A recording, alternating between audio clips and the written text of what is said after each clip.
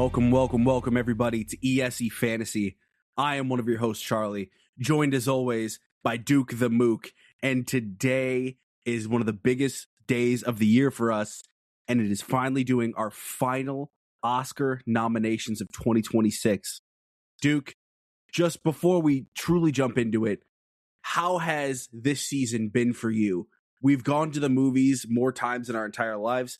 We are all caught up with just about every single one of these except for The Secret Agent. I'm feeling pretty fucking great. Why right couldn't now. we manage it? Why couldn't we just illegally stream it or something like that? Which of course don't do. Obviously, pay for your movies, but still, whatever. Find it somewhere. Yeah, it is what it is. But yeah, no. How has the season been for me, bro? This has been a fucking blast. This technically has been going on since really since about this time last year, but. When things actually truly kicked off, I don't know about you, I consider it when we went and saw Sinners, because that was the first Sinners in April mega movie of the year, I feel like, in terms of it was going to have the legs to get there, and it obviously already had some incredible, technical stuff going on it that was going to get it to the Oscars regardless of whether it got for the other reasons that it's going to ultimately be there. So for me, ever since Sinners hit, I've just been waiting for everything else to fall into place, and we kind of had some ideas. We didn't know what a sentimental value was or anything like that yet, and we were just kind of going through it. And through the course of us uncovering these mysteries of what these movies are and what the fuck's a begonia, went into that having no fucking clue what I was going to see and walked out like, what the fuck? All right. One of the most wild endings of the year. And endings, speaking of endings were weird this year, but endings were I think better than they have been in some years. I think maybe they just feel weird because they are appropriate for the movies that they're in. But I mean, I don't know. It was something about that. It was something I really pointed out throughout the whole year. But yeah, this award season has been a blast. We're obviously not done with it yet. We still have other stuff to go. But for right now, obviously locking in our predictions for what we think is going to get nominated, that is going to be pretty fun. So how are we going to do this today? We are going to go 1 through 5 of each of the categories, except for Best Picture will obviously be 10. We could talk about some of our things that didn't quite make the list, why we're predicting certain things. Either way, this ends up being a great time. That being said, there are 4 categories, just like last year, we will not be predicting.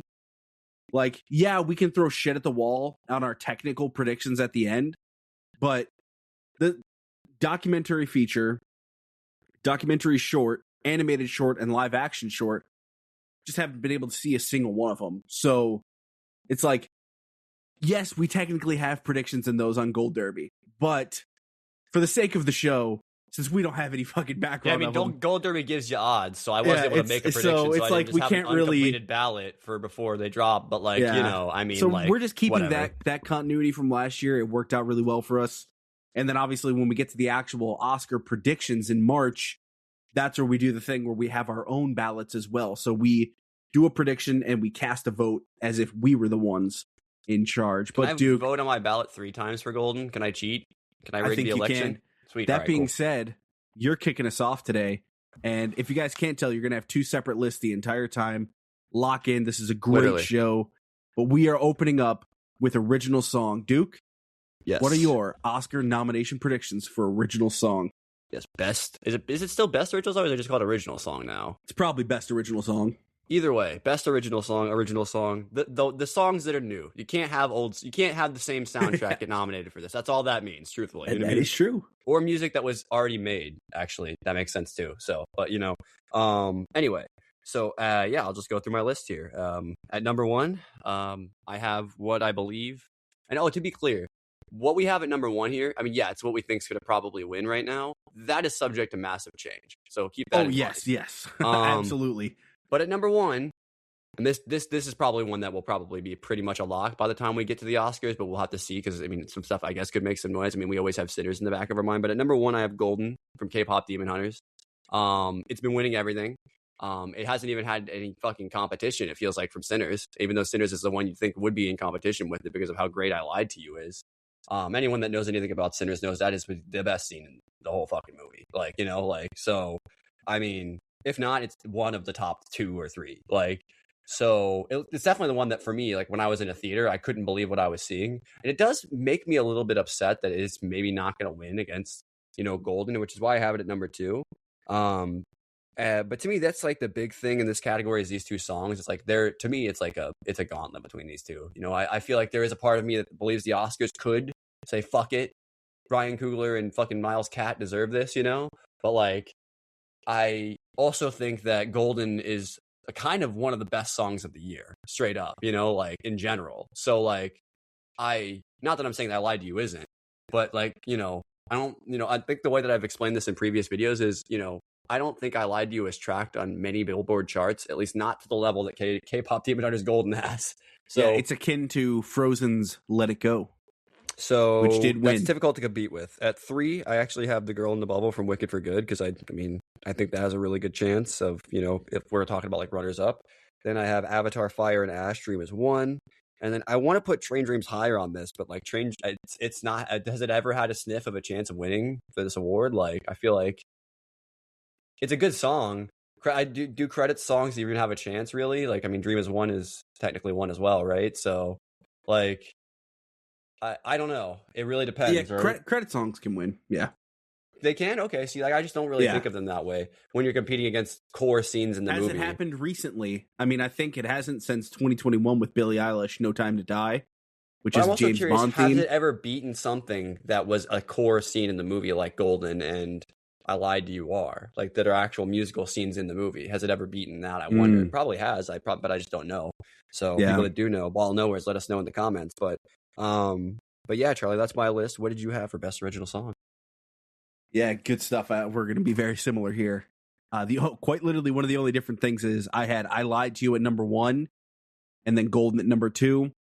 Just same idea. I just think right now, my gut tells me I Lied to You is winning the Oscar, but it's not really. They're both getting nominated, so that's all that matters for this. I had The Girl in the Bubble at 3 as well. We've been seeing it pop up everywhere. So this is where it gets interesting, right? This is where you can see a lot of stuff. Is Diane Warren going to pop up here? She seems to pop up every year, right? She had way higher odds on Gold Derby than I was expecting. Yep. Even though she hasn't been getting talked about. Like, I think we've heard the boys mention this once. Yeah. Maybe. She always seems to get in. I mean, we're going since what? I think it's like 2013 since the last time she wasn't in. Yeah, 2013 was the last time she wasn't in the Oscar for Best Song. So, is it? that's the hard thing, right? But I also how does have a record label not sign somebody that wins that? Like, I don't understand. I know, right? Like, and say, hey, we know you don't do music like that, but like, could you just try? Because like, we might make $1 bajillion, and you might as well, you know? Yeah. So I have Dream as 1 at 4, and I also have Train Dreams at 5. I have Diane Warren at 6. Again, this is where when we talk about how hard it is to predict the Oscars, it is every fiber in my being is telling me to put Diane Warren in the top 5 just based on the last 13, 14 years. Yet, I don't know. We haven't seen her pop up anywhere. There were people that were anywhere. saying she was going to win last year when there was like multiple musicals up for consideration. Yeah. You know, like. And we just haven't seen her pop up anywhere yet. So I'm like, I don't know. But yeah, so we have the same top 5 for that. All right, let's jump to score here, and I will take the lead for this one. Score this year is very, very difficult. So, at number 1, I did Ludwig Göransson with Sinners. That's still my favorite to win this. Talk to me in 4 weeks, right? You know. Number 2, I had One Battle After Another. This is the award. This is the first of many for today. We're going to be talking about with One Battle. It's the movie. It's the It movie. I had Max Richter with Hamnet at 3. A beautiful score there. That was when it could start getting really interesting because I think there's probably a good 5 or 6 movies we could contend for these last 2 spots. So it's what are you leaning with today? At number 4, I stuck with Alexander Desplat with Frankenstein. My gut is telling me these people are going to love Frankenstein just based on all the tea leaves that we've been following. Frankenstein's been showing up everywhere. And then number 5, 3 techno spots fighting for this last spot. And I'm going to give it to F1 right now.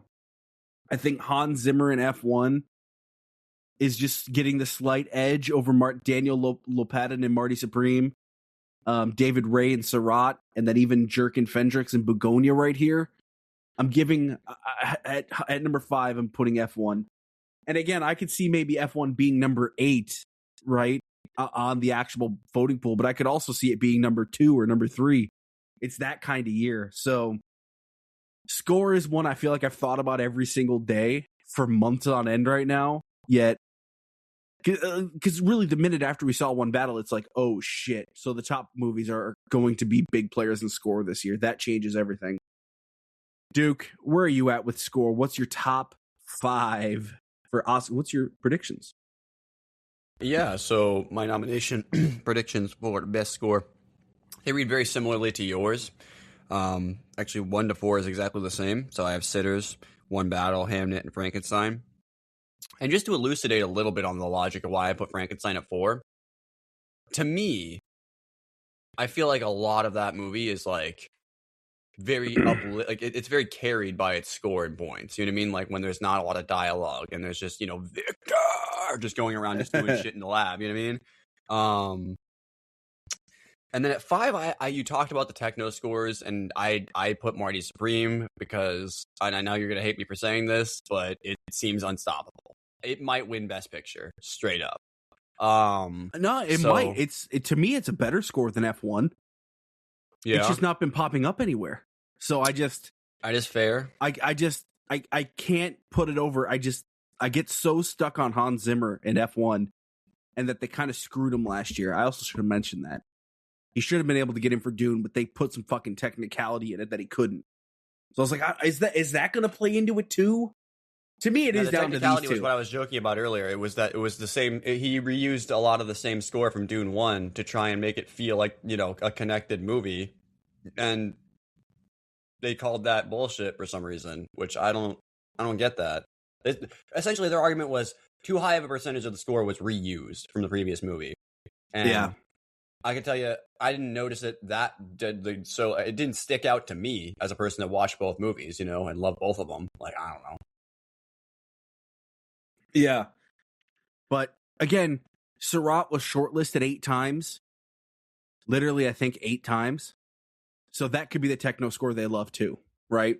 So it's all kind of depending on what. I hope I don't sound like an asshole, but I just don't believe in that movie, like. Who knows? It's they clearly like it. That's what we can take away from the shortlistings. Because I have not really heard too much talk about it, but then that shortlistings happen. It's like, okay, lock in. So we both didn't put Begonia. So for me, it was the Frankenstein spot. I think Frankenstein's just stronger. So I think no matter what one techno score gets in, I'd be shocked if we have 3 that are this good that one of them doesn't get in. Is that kind of, were you with Begonia and Frankenstein? Was it kind of, or Begonia Hamnet maybe? Was it kind of like fighting for that spot? No, honestly, I think this might be the 5 that I'm thinking at this point, like. Yeah. All right. And then you had Best Sound. Yes. It was an interesting award because some interesting stuff has been winning this award. And that is why, Charlie, at number 1 for best sound, right? That's what we're going to? Yep, best sound. My bad. My fucking brain just did a little bit of a fucking backflip for a second there, even though I was looking at the right category. I have F1 at number 1. This could happen, straight up. I don't care what anybody says. It could happen. Now, is it beating out these other movies? I don't know. That's why I said I went rogue on some of these, It's fun. Because F1 did technically win this award at some other show, didn't it? Like, yeah. Oh, yeah. So it's alive. And we said that at the show. I was like, I can predict this now and not feel like an idiot, list, And when it comes to quote-unquote loud movies, yeah, right. That's F1, Seurat, and Mission Impossible are the 2, with Warfare being absent. So Warfare would have to be a write-in. Yes.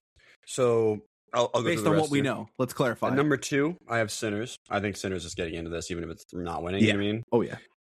Yeah, one battle after another. A lot of good sound in that. I mean, just the machine gun sounds alone. You know what I mean? Like, just fucking. Anyway, you know. I do have Avatar: Fire and Ash getting in here. I was surprised to see it actually get into this category, to be honest with you. But when I looked at it and I thought about it, I was like, yeah, I mean, that was a fucking soundscape of a fucking movie, wasn't it?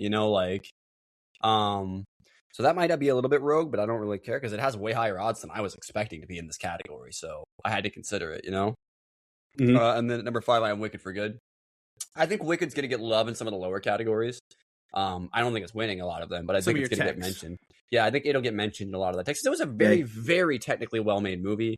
Yeah, It's just the you're second below the one, line, and, yeah. text, lower, yeah, all of that. Yeah, watch Wicked that, win you one know. of those, man. I wouldn't be surprised. You know, it had Yeah. really good production design, so, you know, and they definitely thought about it, you know, last time, so we'll see.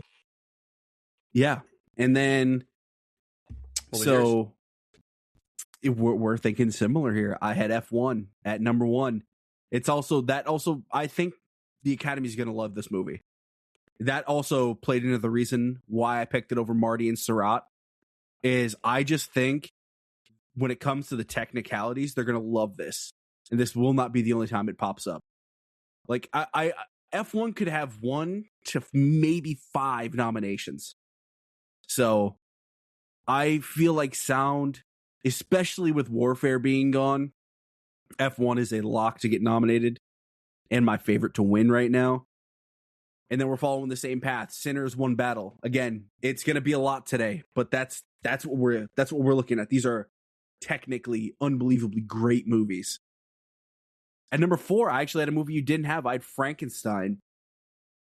It kind of falls into my line of thinking here of, I think these motherfuckers love Frankenstein. They love the technicalities of it. They're going to love the sounds of it. So, yeah. And then number 5, I had Avatar: Fire and Ash. So I'm with you on Avatar. So I didn't have Wicked. I had Wicked technically at number 6. So maybe that or Avatar, but you know, it looks, you had Avatar above Wicked too, so we're kind of on that same line of thinking. I think Avatar just has a slight edge over it. It's a very beautiful sounding movie. I mean, come on. So it's a very visual movie, which I guess let's go directly, unless there's something else you want to touch on with sound before I skip past it here. One Battle was getting a lot more love earlier in this category before other awards shows. That's why I'm still thinking about it, to be honest. That's all I wanted to say. Yeah. And then best visual effects. Okay. We know the winner, but that doesn't change anything. And that winner is number 1, Avatar: Fire and Ash. Look, yeah, I mean, the whole movie is basically a visual effect, you know? Like you can't beat. It's like when there's a good ape, right? Which is surprising that the ape lost last year. But it's really hard to beat a good ape in visual effects. They kind of run this fucking show. Hold on. Did Primate use a real ape? Do we have to consider this? Hold on. No, dude. Someone was in the thing. But I think part of it was CG. No, they're winning an Oscar. So, yeah. Primate for Golden Globe. Avatar: Fire and Ash at number 1 here. And number 2, third time popping up, F1. They're going to love this movie. Number 3, so this visual effects is going to be fucked. I'm just saying right now, I don't know what to do with visual effects. Number 3, I did The Lost Bus. It seems to be showing up at places. No idea what this is. I don't even know if it's a movie or a documentary. I think it's a movie. I think it's an Apple original. So, look, The Lost Bus at number 3, and number 4, I did Superman. And at number 5, I did Wicked. So, yeah, this gets really hard to predict, this category, because that's obviously me just not including a couple that are pretty goddamn good for this. But, Duke, I'm going to toss it over to you. Where are you at for visual effects? Yeah, so I had similar ideas to what you did. What I decided to go with was a kind of personal, honestly. A lot of these are the things I thought had the best visual effects personally in them this year, to be honest with you. So at 1, obviously, I have Avatar. I mean, Avatar: Fire and Ash is winning this award. It wins it every year James Cameron makes another movie like this. So the day that it doesn't, that movie better be the greatest movie of all time. You know, like, or it'd be Avatar 4, and Avatar 4 is just kind of mid or something, you know? But like, which I, for some reason, think is going to be the case. Why? I don't know why, but I feel like the 4th Avatar movie is going to be trying to juggle too much between that and the ending of whatever it is, because they keep saying they're going to come to Earth or whatever, right? So, like, how do we get there in one more movie? But whatever, right? You know? That's when they find out there's 10 anyway. And James Cameron will be passing the torch to his mentor, you know? But, No, but yeah. So I have Avatar. At 2, I actually have I have Frankenstein here because I didn't even realize there was fucking visual effects in that movie until after I got done watching it, and then someone told me there was visual effects, and I was like, really? I didn't notice. That's pretty cool, like. So shout out Guillermo. I have F1 at 3. I think F1 did something insane that's similar to what they did in Top Gun Maverick, where they just invented new ways to shoot action, which, I mean, that should be at least nominatable, if not awardable, so. And don't sleep on F1. It's not going to win, but it might be 2 on some people's lists, Yeah, on a year without an Avatar, it could win. 100%, because it does something phenomenal. At 4, I still believe this might have a chance, and that's Superman. This was getting talked about early, and it just kind of has fallen off. Agreed. I think it's the blockbuster. Yeah, I think it'll be the blockbuster that gets in. I guess F1 technically, fuck. It doesn't really work. When you know what my this, next movie is, you're going to be like, wait, I thought you said that was the blockbuster, because at my number 5, I have Wicked for Good. So I actually think they're all getting in. I think this is going to be the blockbuster category, basically, and then Frankenstein will be the sore thumb sticking out, but Frankenstein's such a good movie that people will just be, like, fine with it, like... Yeah. So, yeah, I think it's a pretty good group of movies. I don't know. Our one difference is just Frankenstein and the Lost Bus. So that's our only difference with this. I really am struggling. For me, the fight was Wicked versus Frankenstein here. Because if they love Frankenstein this much, for, like I said, I gave it score too, it's going to be hard not to give it this, but maybe they don't need to. And sound, so fuck. Yeah, I'm gonna say the blockbusters beat it in this one. I'm with you. I think Superman and Wicked, this is their category for me in this versus Frankenstein. And then Duke, back to you here. We have best makeup and hairstyling. One of the 3 awards going to Frankenstein. Yeah. So Frankenstein's at 1 here. Number 2, I have Sinners. I think Sinners is really underrated in this category, honestly. Like, I know it's being talked about, but like, I just feel like it doesn't get the love that it deserves for what they did. Number 3, I have Wicked for Good. I mean, duh. Like the Elphaba plus, Also, I forget about this every now and then when I see Ariana when she's not looking like Glinda. They did a lot to her too, but they don't really talk about that because of how much the green makeup obviously stands out. But like, she wasn't in like a little amount of makeup either. She looks like a fucking fairy. You know what I mean? Like, yeah. So, anyway, at number 4, I have The Smashing Machine. It's so weird. This feels like this would have been an award. The Smashing Machine was just winning at one point, and then like it's not even in the conversation. Frankenstein happened. Yep. And at 5, I have One Battle After Another because we talk about this. The same reason why they're going to be in for costumes more than likely, which I don't think I ended up doing here, but like, why One Battle, if it's in for costumes, is in for costumes? Art of subtlety. They mastered it, Yep. So that's what you said earlier this year, and I 1,000,000% agree with that. I even am now thinking about Leo's little fucking plaid or whatever the fuck, checkered, whatever that fucking red thing he was wearing, dirty old thing, the fucking stoner outfit, bro. That guy. That is subtlety, like. Benicio is just dressed like a dude. It's great. Anyway. No, 100%. So, yeah, we are along the same lines again here with our number 1.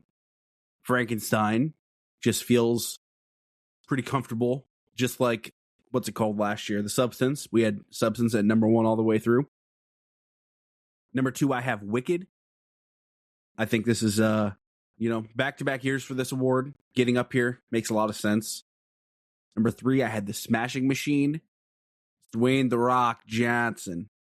Number 4, I had Sinners. Same reasons that you did. And number 5, I actually had something different here. And I think just a trend we're noticing through all of our picks is a lot of horror showing up. I think we're going to see that big time here with the body horror movie, The Ugly Stepsister. Now, it has been getting some love, not as much as you'd hope, but I think this is the one category that maybe it could beat out One Battle. And I think, again, Sinners is stronger than One Battle in this category. But also... All right, fuck it. Add that one to the list. Why not? Yeah. But Marty Supreme right?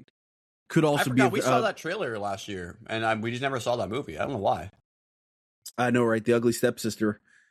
And Marty Supreme is a big one here too, because the acne on Marty, right? How subtle that is. All the different hair.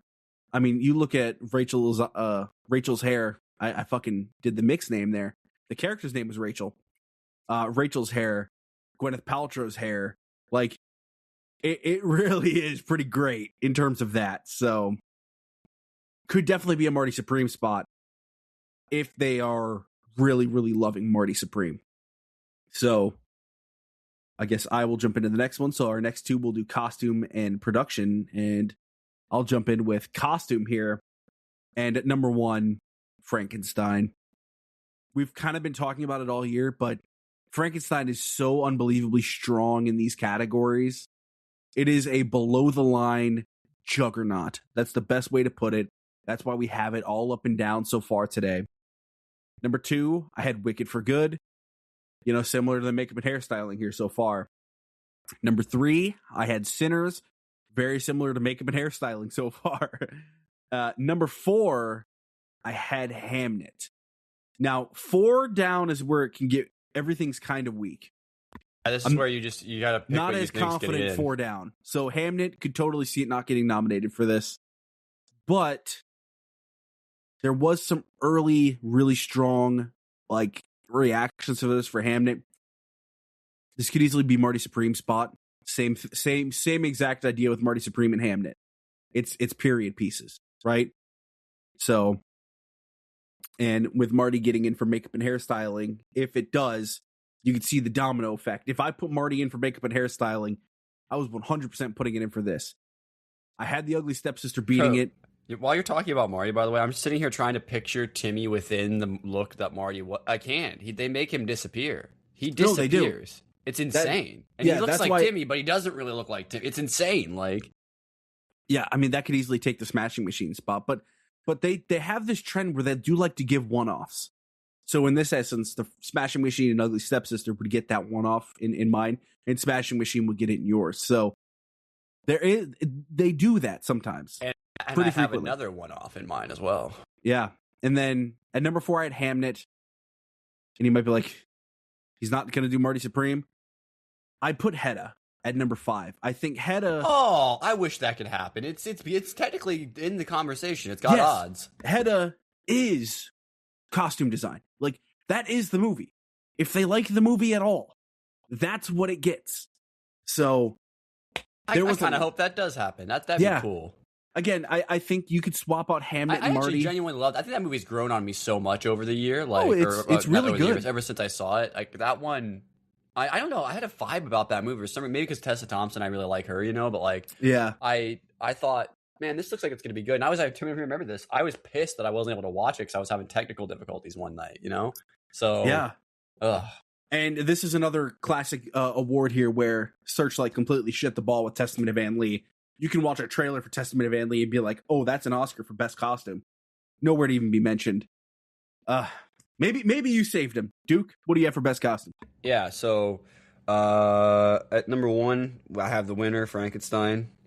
Our list is similar but different, so I have them in different order. So at number 2, I have Sinners. I think Sinners... It's again, I think it's super underrated in these technicals, man. Like, I just feel like they did a lot to make certain little. There's a lot of subtle costume stuff, like the gold fucking tooth that one of the 2 fucking twins has, and shit like that. You know what I mean? Like, just the outfits being able to separate the twins is getting a nomination. Yes, you know. So this is one of those. This is one of the best awards every year. Oh, 100%. Costume design is absolutely one of the best awards. I mean, what would this have been competing against last year? I mean, it's so much insane shit. You know what I mean? Like, craziness. Like a Wicked, for example. Like number 3, Wicked for Good. So yeah, at number 4, I also had Hamnet. So I just swapped a couple of around in order here. And you asked me, Charlie, if I saved them. At number 5, I have the Testament of Ann Lee. God, I think hope they're going to so. get in. I think they're going to get in. They absolutely should. I think it's the only thing they're going to get in for, unfortunately. I'm Amanda might miss for the actor spot. It might happen. The biggest shame of this fucking Oscar season is Searchlight and this movie. Because this I absolutely wonder what happened there. I wonder if it's like a little bit of like what Brady Corbet was like elucidating on within the script of The Brutalist. This idea that like there's this overarching fucking corporation that is constantly telling you what you should do and how you should do it, and this overbearing fucking wanting to reject and feel like you're being, trigger warning here, raped by the fucking organization physically. You know what I mean? Like for your fucking art. You know what I mean? Like. I wonder if there's a little bit of that going on, like with Mona, because like, what the fuck? How is this even possible after everything that he did and all that? I mean, bro was basically out of pocketing fucking press for his fucking movie last year, like insane. And they have one of the best actresses in the world, and they're not like pushing this movie down everyone's throat. It's insane. It leads me to believe they just don't have the money physically. Like they just can't do it themselves, and no one's willing to do it. That's all I'm saying. No one's willing to push it, and they would have to do it themselves. And Brady Corbet and Mona are not trying to go broke this time now that they have a little bit of money, which I don't blame them, So yeah, that's who I had for best costume design. I hope it's Ann Lee. I think the fact that we have the same 4, I feel really confident in that first 4. Yeah, I think Hamnet should get in for this. It feels less strong than some of the others, but I feel like it's such. I mean, period pieces with accurate enough costumes should be probably considered for this, right? Like, I think Marty Supreme is definitely the safest 5th pick. And I think it's kind of neat that we both went something different, because maybe that's what they do, right? So, again, Hedda and Ann Lee, they're kind of fighting in the same ballpark. So, I'm really hoping that they do something like that this year. What did you have for Best Production Design? I have the winner, which is Frankenstein. Every time. The last one. That's the last time that Frankenstein is getting by the a free way, technical. Your 5th nomination for Frankenstein. Yes. It might be my most nominated movie, Might be. Sinners is pretty up there too, though. And which I have at number 2. At number 3, I have Hamnet. For those of you that are like, why do you have Hamnet so high? Think back to the opening shot of Hamnet. That is pure production design. I don't care if they had to find a fucking tree. That is part of your production design. If you found a tree and shot at that tree, that's part of your production. You know what I mean? Like, and those for your consideration, they built the sets. Oh, there you go. The giant play, those were built sets. So even if you like don't want to give the tree credit because it's a fucking tree, right, that existed already or something like that, whatever. Massive sets. Massive sets. The fucking actual house that looks like that they fucking, the actual like Hamlet Village house that they fucking made. You know what I mean? Like, anyway. So yeah. Anyway, at number 4, I had Wicked for Good. I mean, again, if Wicked doesn't get nominated, I mean, it's one of the most fucking money that's ever been spent on fucking actually building a real place that didn't actually exist in a fantasy world type shit. Like that's maybe ever been undertaken in a long time. I mean, to the point where it doesn't even feel like they're not in the real world in the movie. It's insane. So it should probably get in. And for similar reasons to why I have it in a lot of other categories that maybe you're like, what the fuck do you have it there for? I have Marty Supreme here as well. Because A, there's that sequence with the fucking ping pong tournament, and that thing's insane. Then you have that incredible set for the final match. And my God, that thing is crazy. I mean, and it's like a little tiny little stage with like maybe like enough seats for like 50 people in it, but it feels like this intimate fucking raw experience, and the crowd comes alive. And yeah, so I think production design, I think Marty Supreme can get in for that. I'm not sure if it's the strongest in this category, but I do think it has a chance. So Charlie, what did you think for production design? Well, we had the same exact 5, just a different order. Frankenstein at 1, again, clear winner. Wicked for Good at 2. Sinners 3, Hamnet 4, and then I have Marty at 5. And for a reason you didn't even mention, surprisingly, New York. I think it's that simple. I think they fucking perfected New York, and that's going to get it the spot over Avatar: Fire and Ash. It was between those two for me. What was it? What was it fighting with for yours? Was it Avatar: One Battle, Fantastic Four? I couldn't tell you honestly. That sounds bad, but like I think. By the time I got to doing these predictions, Marty was so locked into my mind as a 4th or 5th in a lot of these categories. Like, it was overtaking other movies for me, like my brain at some points doing this. Because, like, I couldn't believe the run that it's gone on recently. It's insane. Like, And this is how you know we're doing this in the middle of like having just had the Golden Globes and other stuff that happened, because it's kind of like last year when Timmy won the Golden Globe, or no, sorry, won the SAG Award. When we were just like, because we hadn't done this yet, I don't think, when he won that SAG Award, and we were like, wait, what? You know, like, what does this mean? You know, like, yeah, because we thought that was the most locked award of the century. You know, like that and fucking, you know, best male actor in the year 2024 was fucked. It just was not great. You know what I mean? Like, because it didn't seem like it was locked, but then it was. You know, like it was absolutely. So, but yeah. So I don't know. yeah. Marty in New York. All right, let's get into some more good shit here with best editing. Unbelievable category last year, with Nora picking up the win for best editing. And number one battle after another. I mean, does it get better? I don't know. Number two, Sinners. Fantastic editing. Top 2 movies of the year. That's what they do. Number 3, the ultimate flashy editing. Marty Supreme. If there's one thing you'll get from Safdie every time, it's that gorgeous, beautiful, flashy editing. Number 4, F1. We talk about flashy editing. F1 also brought flashy editing and how they shot the races. Great stuff there with the editing. So, very confident about the top 4. Very, very confident those 4 get nominated for editing. 5, it gets a little scary because there are some fucking options. And we just made the case multiple times about, you know, they like to give those one-offs to movies.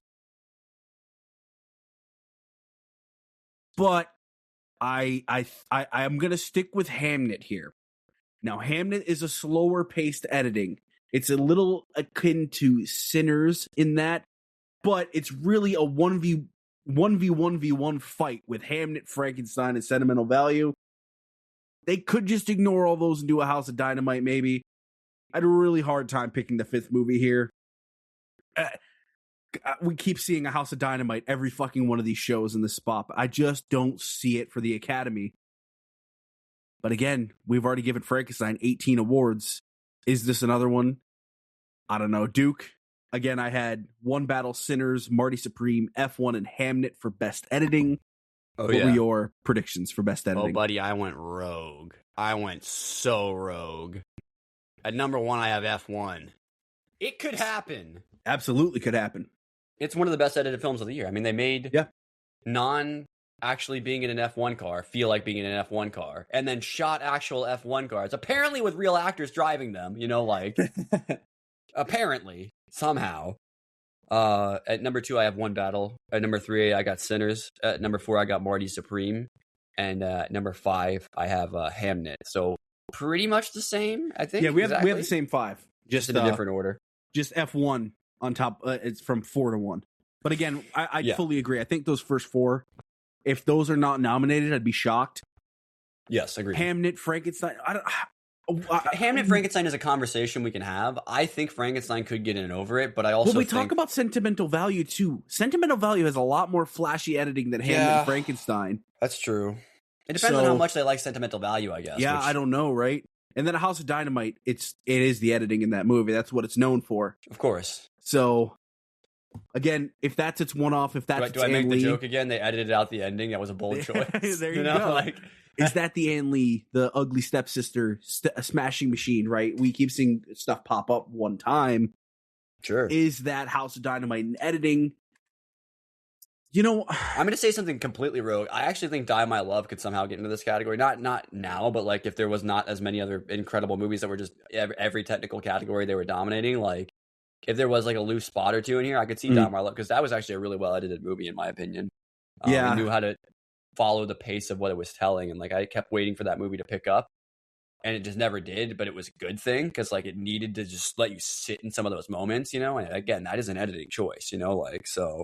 And I think a big reason I'm not going to put House of Dynamite here, and the only reason actually, is you didn't like the movie. September 5 didn't get in last year. Yeah, and that felt like the movie that was going to fucking win. This was September 5's category to be nominated in, and it didn't. I thought September 5 might win this category last year. If Conclave didn't exist, you know, like... that played into my prediction here. I was like, I just can't. I don't think they care for that style of, boardroom. There's every kind chance of, this goes to whatever's winning Best Picture too. That's a very solid possibility. Yeah. That's what's going to happen here. So. I mean, yeah, the F1's the fucking one battle. We have these super gauntlets with for the first time Frankenstein not popping up in a tech award for either of us. So yeah, but it might in real life. So we'll see. And then keeping down with you here, buddy, cinematography, the best category. This worked out perfectly for me. Best category at the Oscars. This wasn't planned, by the way. This is my favorite category at the Oscars by a mile. Oh, easily. Because so much of what goes into this is so much personal, artistic opinion and like what would you do with a camera and stuff like that and blah, blah, blah. And at number one, I have what I believe, and I think I said verbatim in our review of this movie. So y'all can go back and correct me if I'm wrong. When we talked about the I Lied to You scene, I think I said that is a best cinematography winning scene. And that's what I have here as Sinners. Autumn Durald Arkapow. Thank you. I don't have the names written down, so if you could get those for me when I go through mine. At number two, I have One Battle After Another. One of the most mesmerizing shots I've ever fucking seen in a movie, in fucking Rolling of the Hills, making it look like water. The River of Roads, basically. Oh, unbelievable. Incredible stuff. Number three, I have Frankenstein.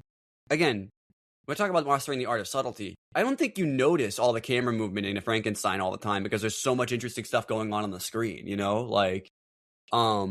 but it has so much beautiful cinematography. And there's incredible shots of just even stuff that I think was probably CG, but the fact that they managed to make that shot look real. I don't know if they did it using the same kind of technology they do for Avatar, where they make like a 3D world and then they insert the actors into it afterward or whatever. But either way, I couldn't tell the difference, and that tells me everything I need to know. So, Train Dreams, naturalistic cinematography is going to land at the Oscars this year, I think. Yeah. I think it's going to be very popular across the board.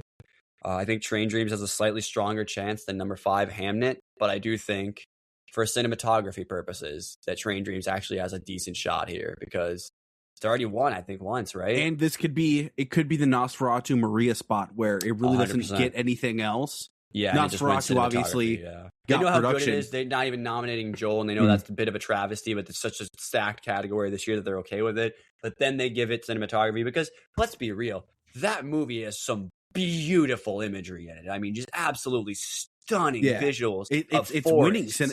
It has winning type cinematography. Agreed. It's that good. Agreed. So, and I would say even all of these do. Even Hamnet. There's some beautiful fucking incredible. The opening fucking sort of crane down shot onto fucking Jessie Buckley, in her little cradle as she's about to be born into the movie. Fuck, man.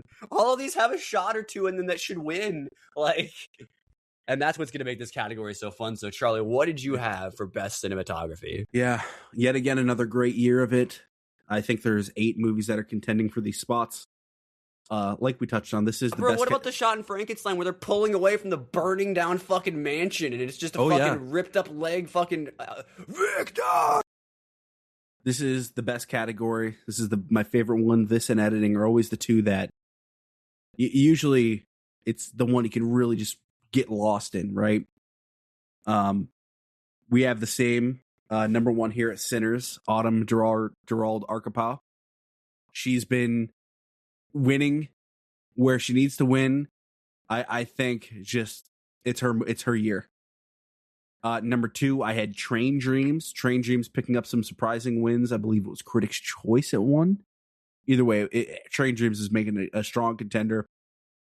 So definitely number 2. You know what I'd say for Train Dreams? It won right at the right time for me to think, man, this has a chance actually, because this is right when you need to get hot. If you're going to win the Oscars, is right around Globes. You know what I mean? So and then number 3, One Battle After Another.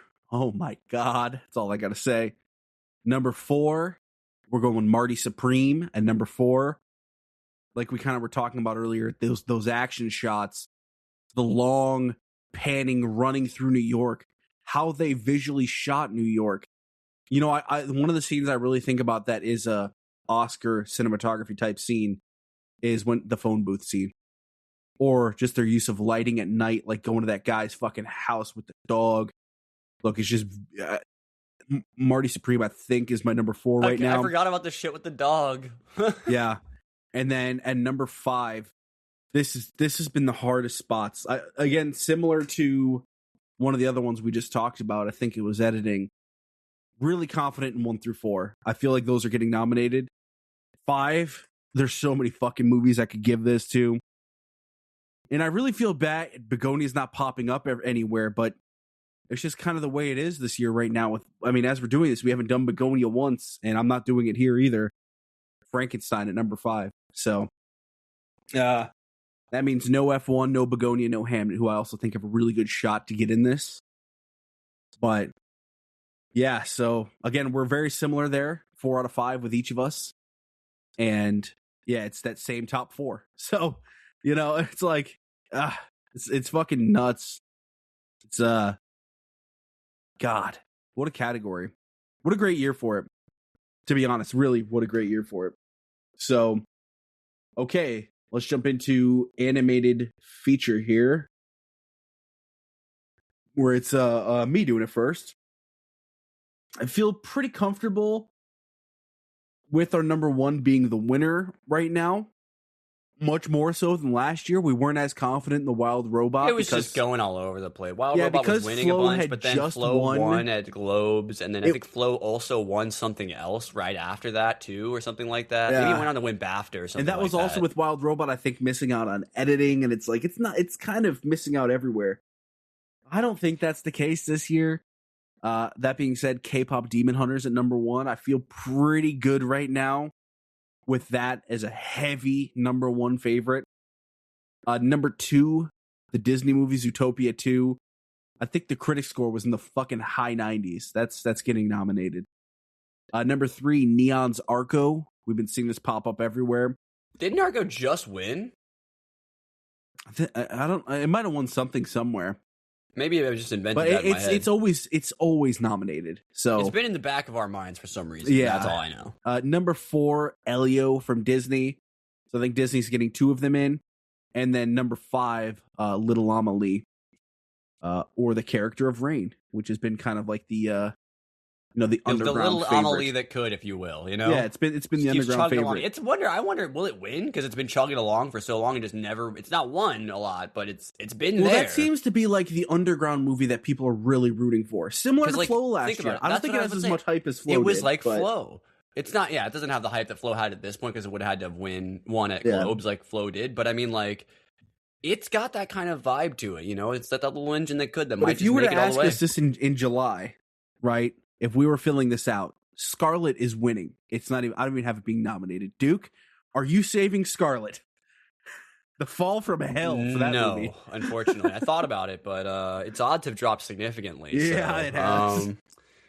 Number 1, I have K-pop Demon Hunters. It's one of my favorite movies of the year. I'm gonna be rooting for this movie all fucking night, every category it's nominated for it to win, even when it doesn't deserve to. And at number 2, I have Zootopia. We have a slightly different 3 to 5. I have Elio at 3. I think that movie. For some reason, people have been talking about it a little bit. I think so. I think it's got really high critic scores. Yeah. Then I have Little Amelie for the reasons I just kind of described. The character that of underground. Rain. Yeah.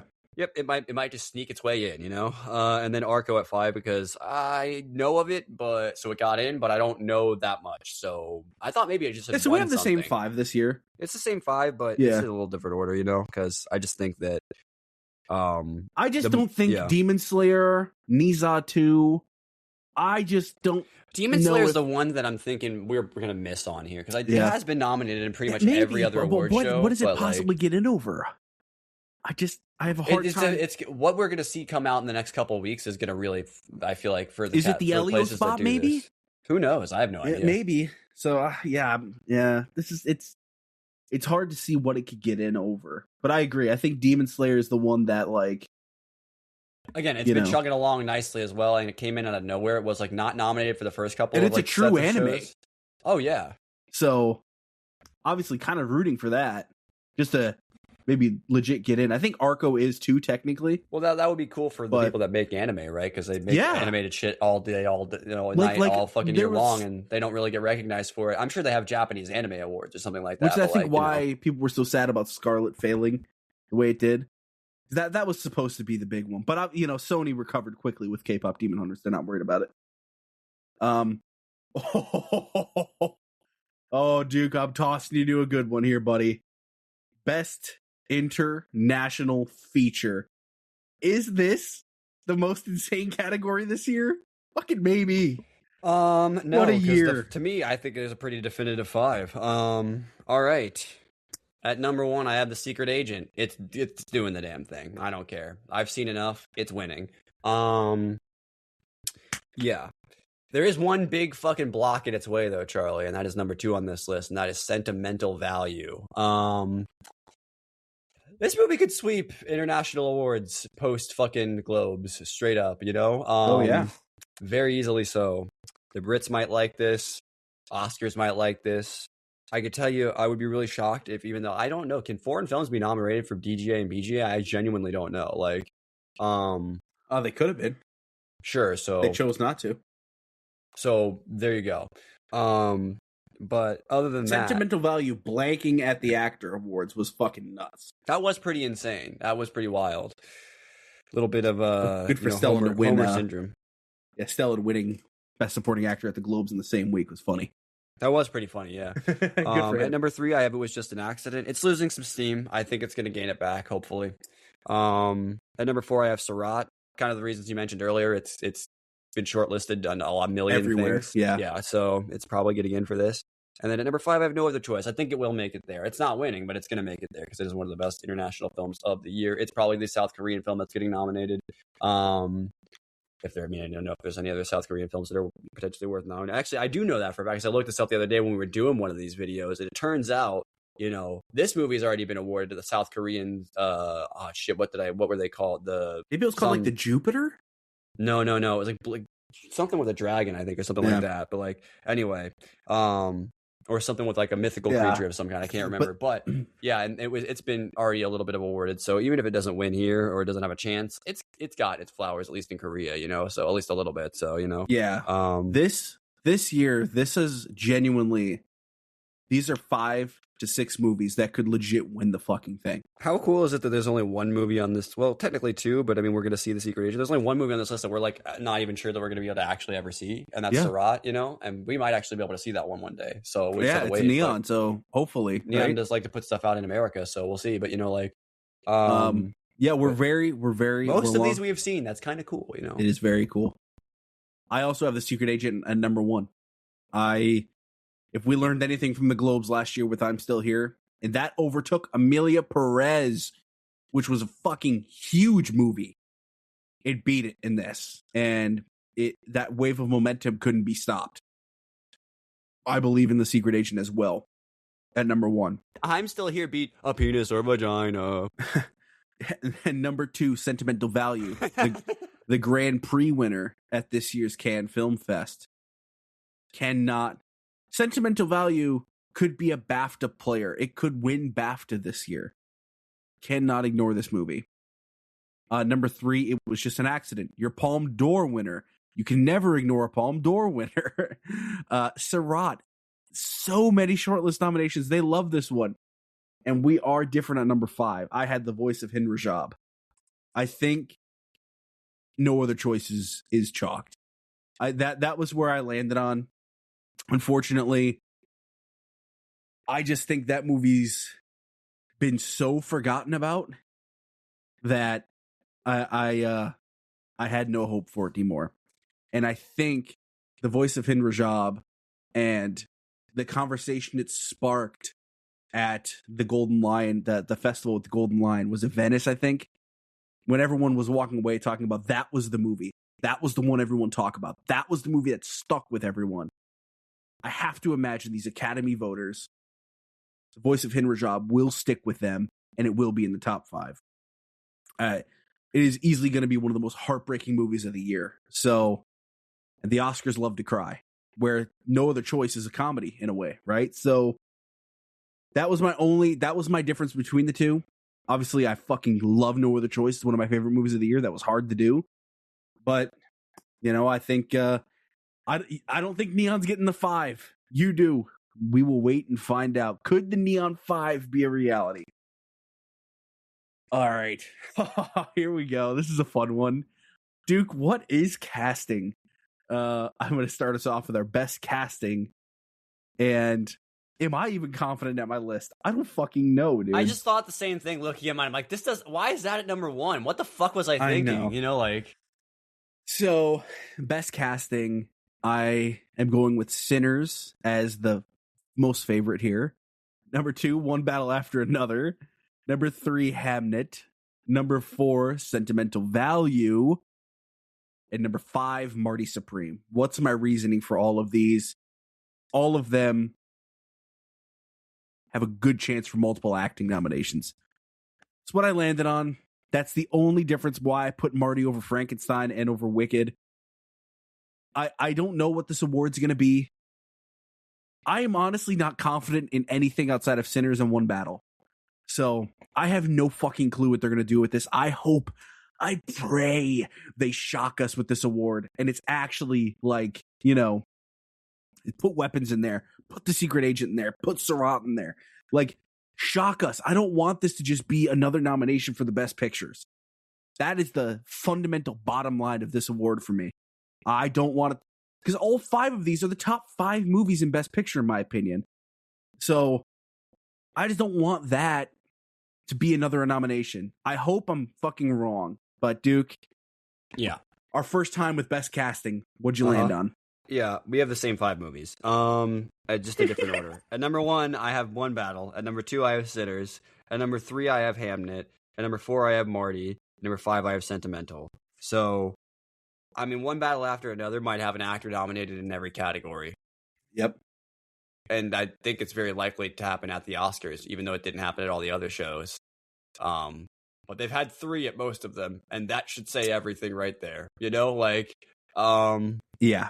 Sinners, again, same thing. If they had wanted to push Miles Catt, they could have had somebody in every category, probably. You know, like, and I think they actually are. I think for the Oscar, I think I noticed. So, you know, there's that to notice. Stay tuned for that later. You know, but yeah. So, I think Marty is probably out of all of these. To me, it's.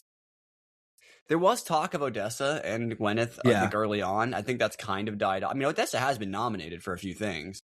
I think she has a better chance than Gwyneth. I don't know that they're going to have the same number of nominations, you know, as some of these other movies. But what is casting? Is casting Timothée Chalamet as Marty Mauser the best casting of the year? You know why I think we both put Marty? Because when people are leaving this movie, they can't help but talk about all the different side characters. How many people are talking about, I've never seen Kevin O'Leary like that. They got the guy from Shark Tank. I think that is good casting. I think Marty Supreme. Also, I feel like Josh Safdie has been doing a really fucking good job of making this movie. They're doing a big campaign for this movie, I think. So. Unironically, Marty Supreme, if these were the 5, I might have a hard time picking Sinners over it as my personal vote. Like, no, yeah, we're gonna have to because really Marty this is interesting that we come to this. When we do casting. Our actual ballots, guys, we're gonna have to think about this now because Marty might actually have a really strong. I think we're coming around more on Marty. It's not the villain to us anymore because it's such a well fucking made movie. And when you hear Josh Safdie and fucking Timmy talk about how they made it, Timmy's being so humble. Josh just is having a blast explaining his process to people. You know, like it just seems like everybody involved really wanted to make this a fucking absolute. Well, this feels like if we're gonna do casting, this is what I think casting should be.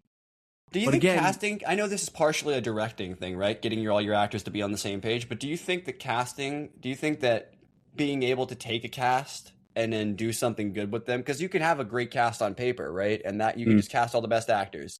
And maybe it just doesn't work. I mean, there's probably a million movies people could name out there like that, right?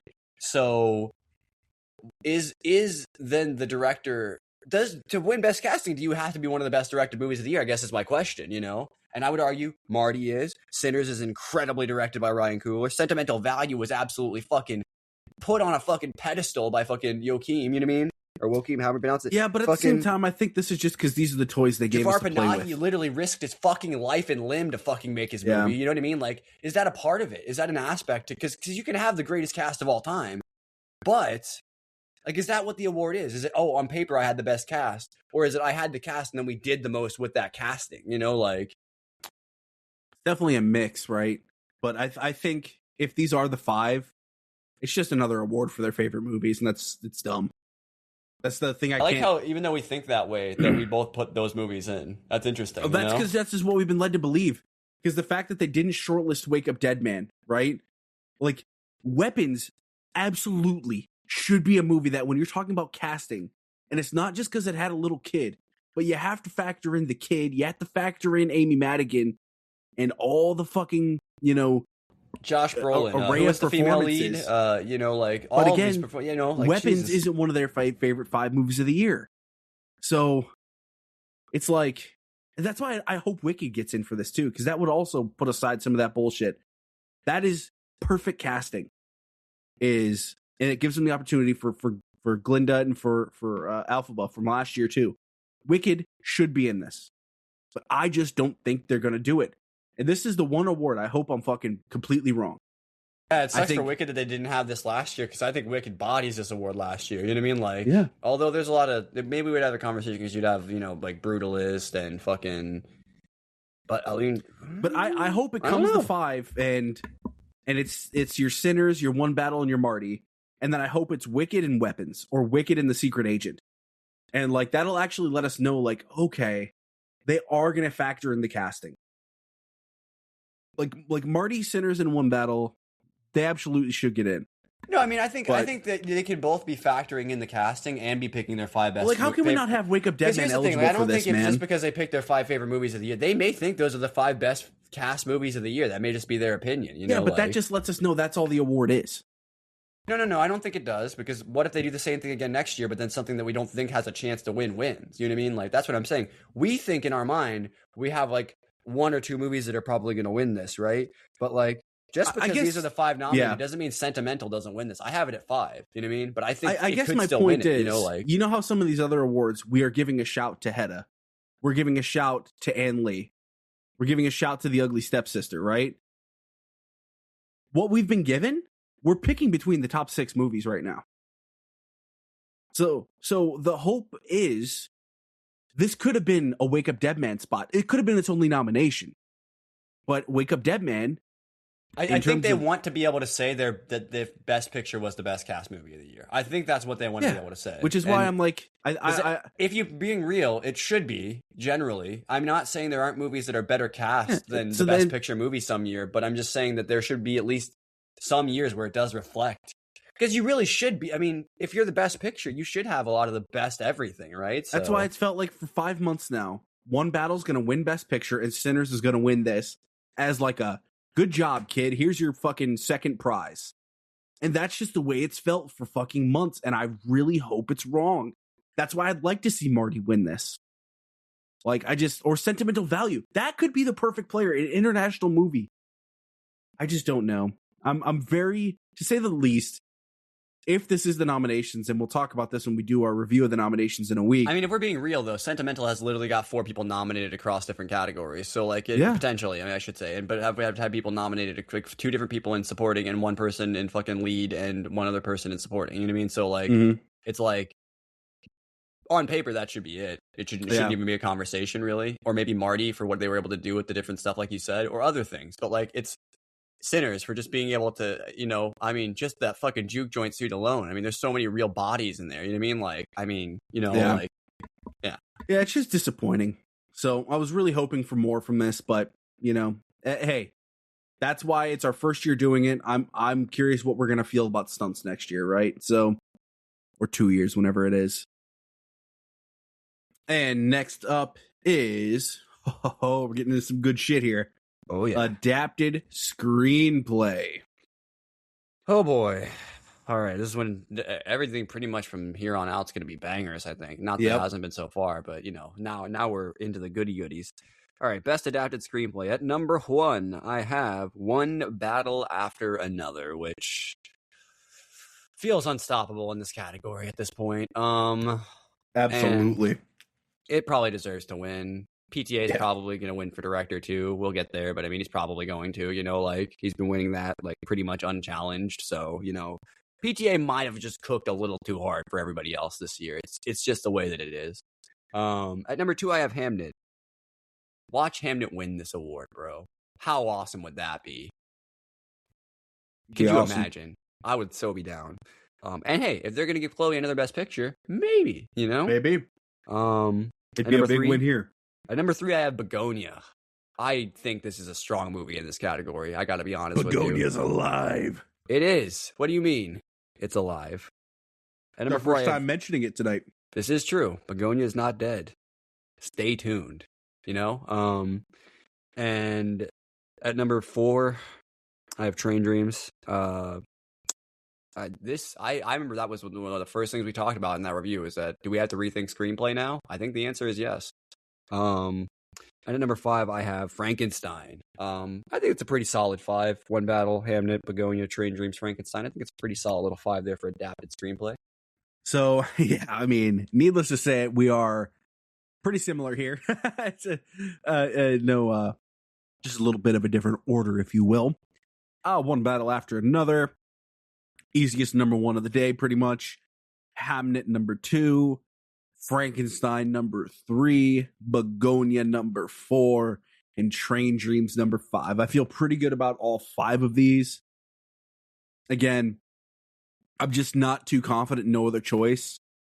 And I think these 5 are just significantly stronger right now than No Other Choice. Like I said, I had No Other Choice completely blanking, and I think this would have been a second best chance to get off the board tonight. So, yeah.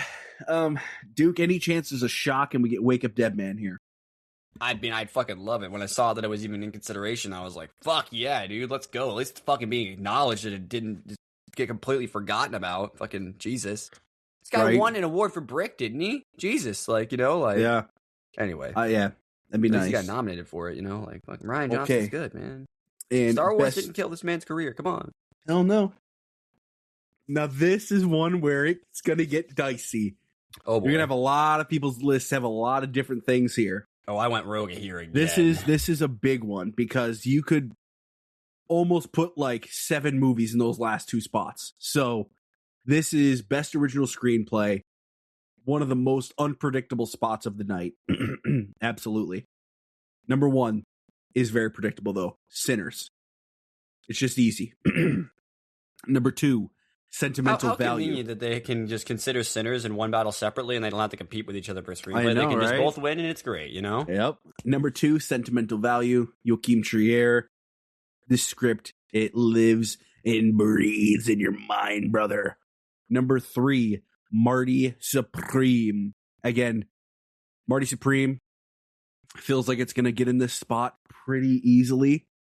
So that's Ronald Bronstein and Josh Safdie on that one.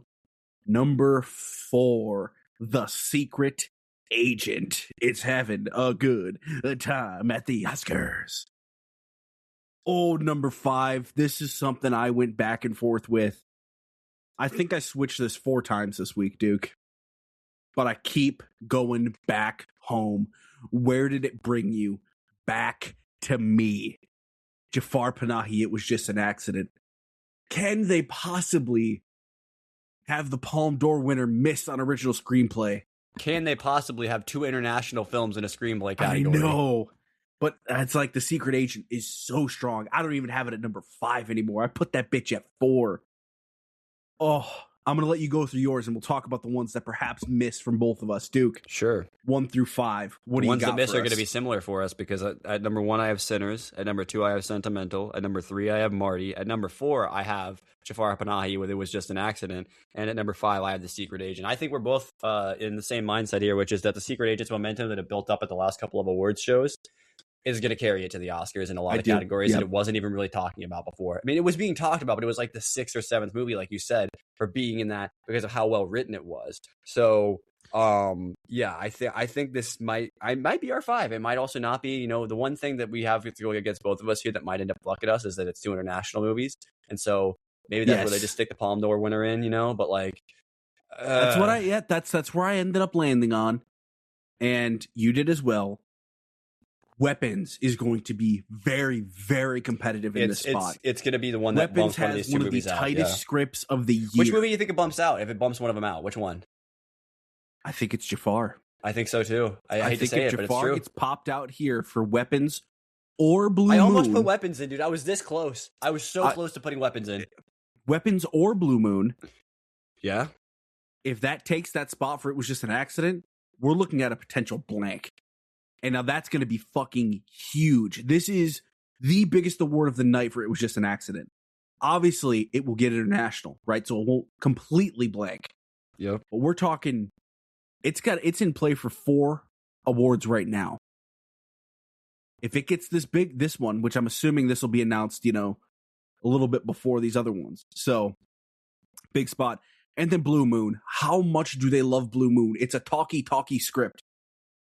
Yeah. What put all of this for a wrench was Marty Supreme being a lock now. Oh, yeah. This is what we were talking about the whole time. What Marty Supreme has done over the last couple of weeks has changed the game for what we have to fucking consider now going into the Oscars. And the Secret Agent popping up, it put Weapons and Blue Moon in a spot where they're vulnerable. Like, Weapons, how much are they going to love it?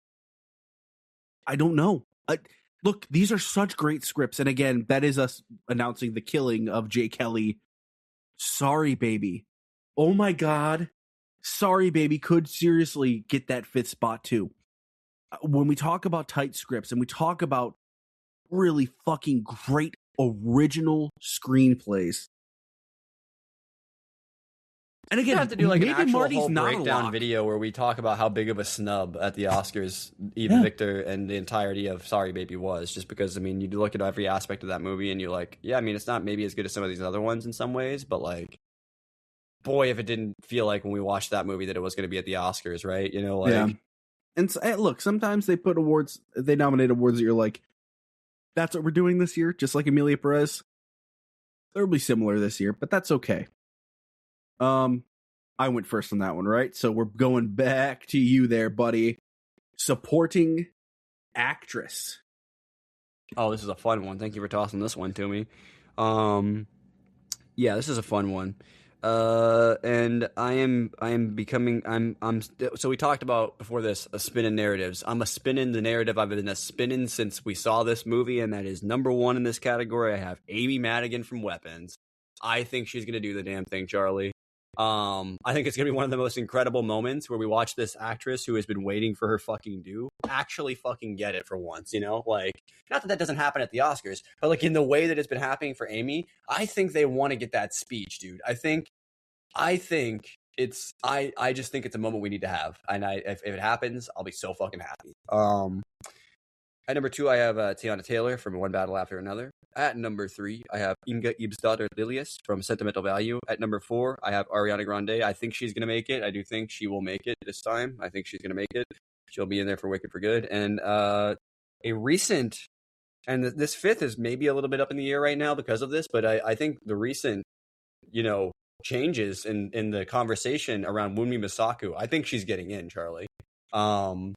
Because I feel like I've seen her a lot of different places in these conversations about Sinners and stuff like that, So obviously they're pushing her. But I was surprised to see at how high her odds had climbed up here, Charlie. I think Woon Mi is probably getting in based on the odds alone. Now that could change and shift in the next couple of weeks, but I mean, based on what I'm seeing, I think Wunmi Mosaku might be a little bit of a lock at this point, Yeah. I could definitely see that. And it's from Sinners, by the way, if I didn't make that clear, Yep. So, we're going to be a little similar down this list here, buddy. Amy Madigan, Weapons at number 1. Again, she's picking up wins. Tiana Taylor, number 2. She's picking up wins. Inga Ibsdottir Lilius at number 3. This is the one that I think will still win BAFTA Supporting Actress. Feels like that's the most comfortable top 3. Not to be a dick, but it might be the actual best supporting performance of the year, and it's just going to get beat out by 2 more popular movies. And that might just be what it is. Well, that's one of those things, too, where this is the best category in terms of acting. This is the best acting category. It's the most loaded. There's winning performances that won't even be mentioned. There's winning performances that won't be nominated. It is a gauntlet. And those are the top 3 I have locked. 4 and 5, I got no fucking clue. I am not confident in their locks. But at number 4, I put Wunmi Mosaku. Similar reason you were just listing. We're seeing her pop up everywhere. Everyone's starting to really come around to, that was a great role. She won something weird, too, like a regional, right? Or something like that? Yeah, it was the first one. I think it's called the Gotham. But she won the very first award ceremony this year. So, and then at number 5, again, Elle Fanning's completely fallen out for both of us here.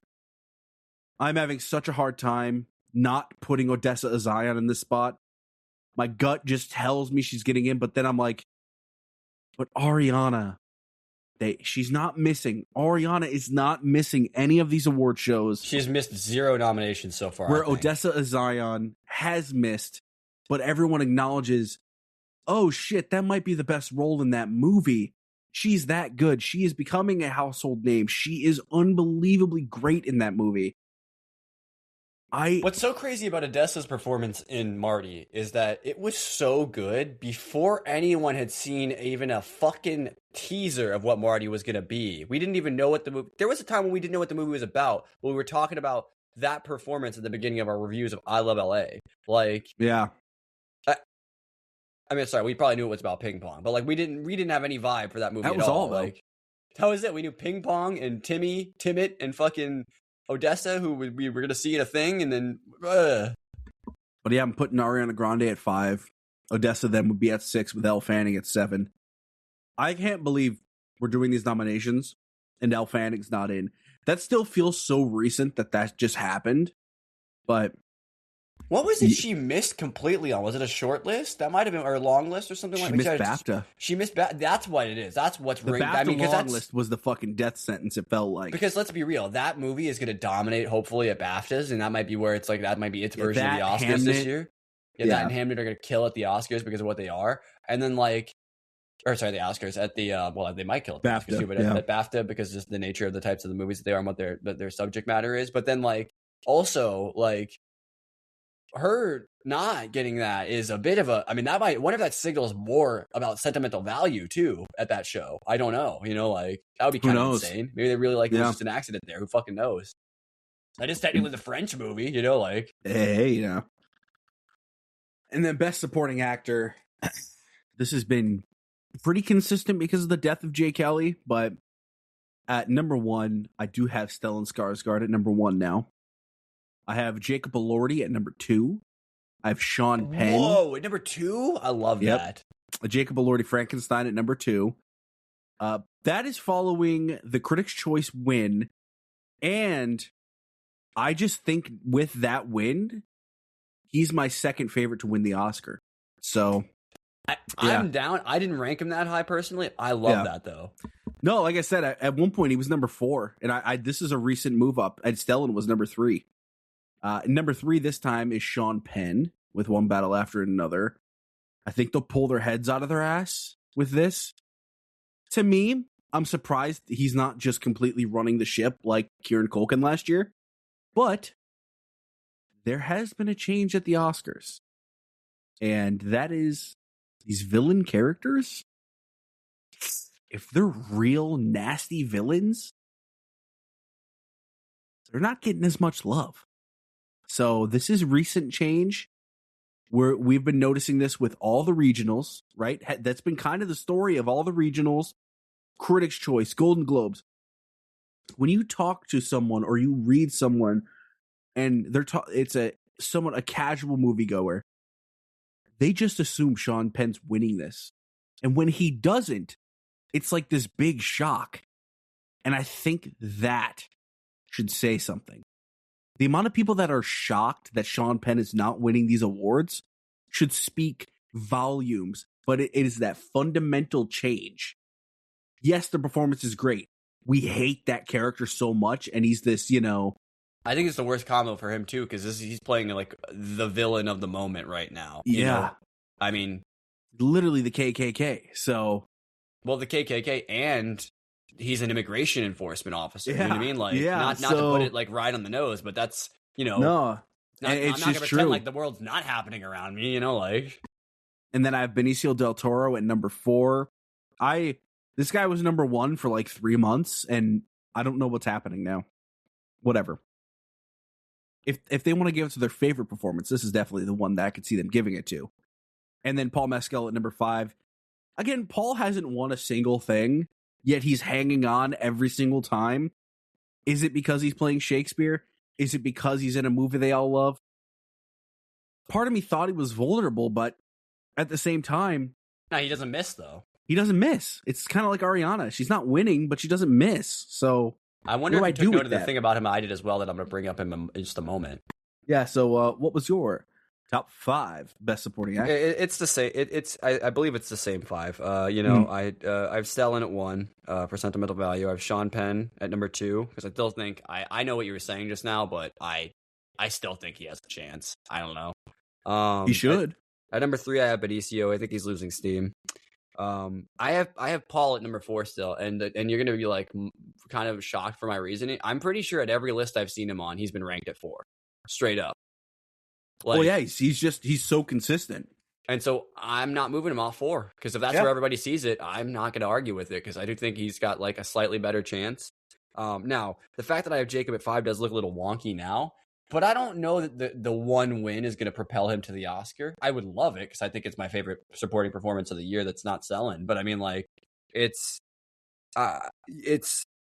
I don't know. I will have to see what I will think is because I think we're all kind of in the same mindset that Frankenstein's going to dominate below, like, the technicals, and then what it does from there will determine like whether or not how much they love that movie, Mm-hmm. And I feel like this is one of the ones where it could accidentally just not even have a chance. If they love that movie, he's winning. Oh yeah, if they love it, he's winning. If not, it might slip, in terms of the amount of vote that it gets, So we'll have to see how that goes. Do the One Battle Brothers, do they take votes from each other? I don't know. Like are they splitting votes because people want to vote for one battle one way or the other, but they don't know which one they want to nominate? Like they start saying, well, Benicio was in a lot less of the movie, but Sean Penn is also an asshole in that movie that I don't want to like. So, and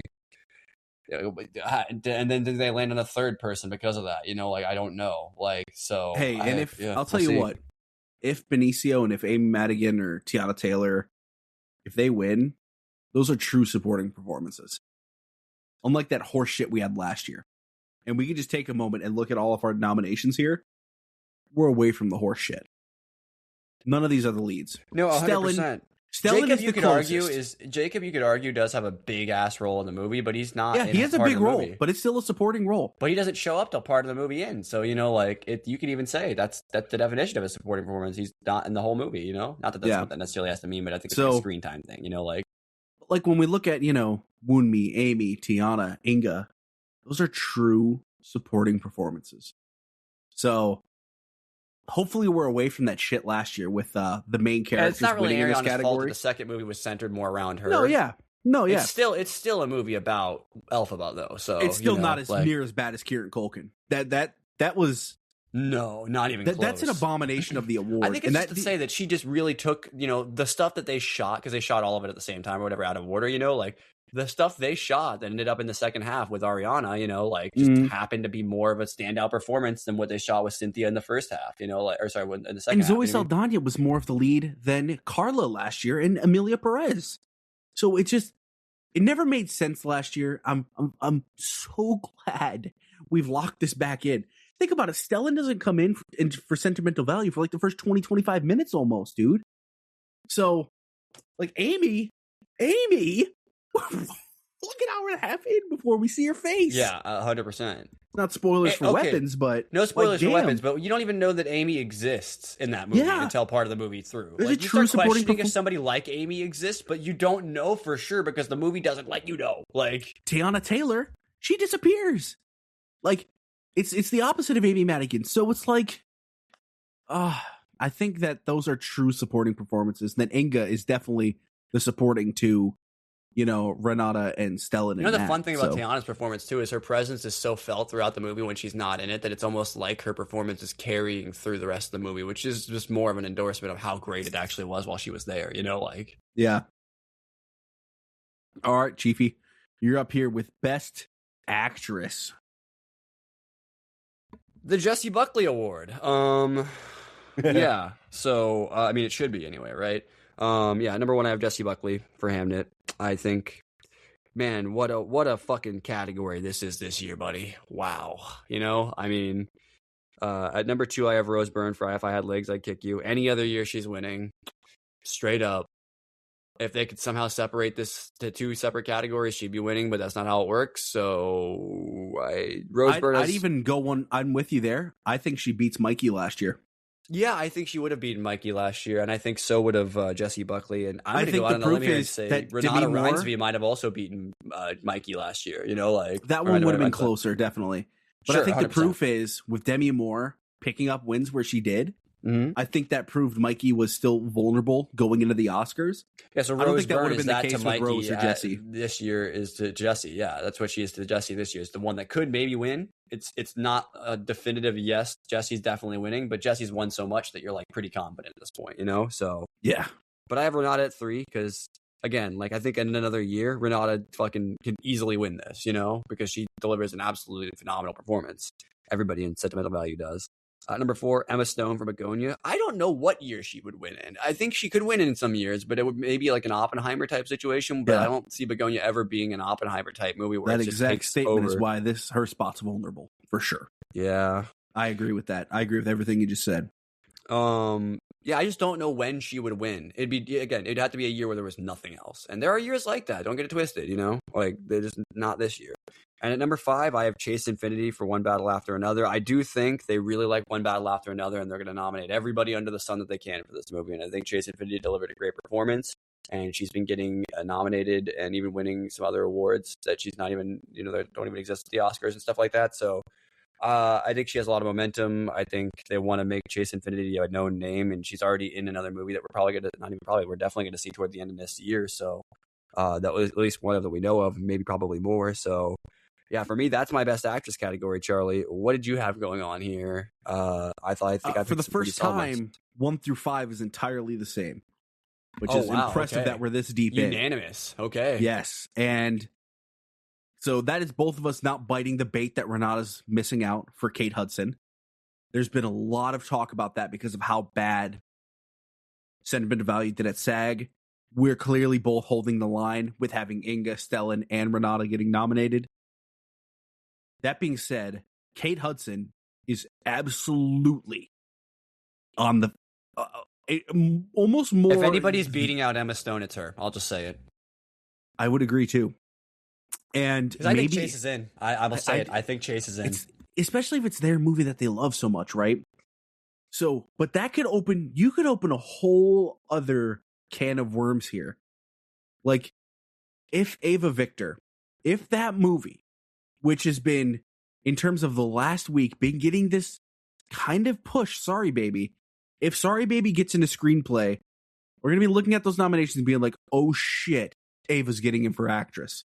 Like, it might happen. You know what's going to because- sound wild? I think if Ava gets it, it's over Renata. Yes.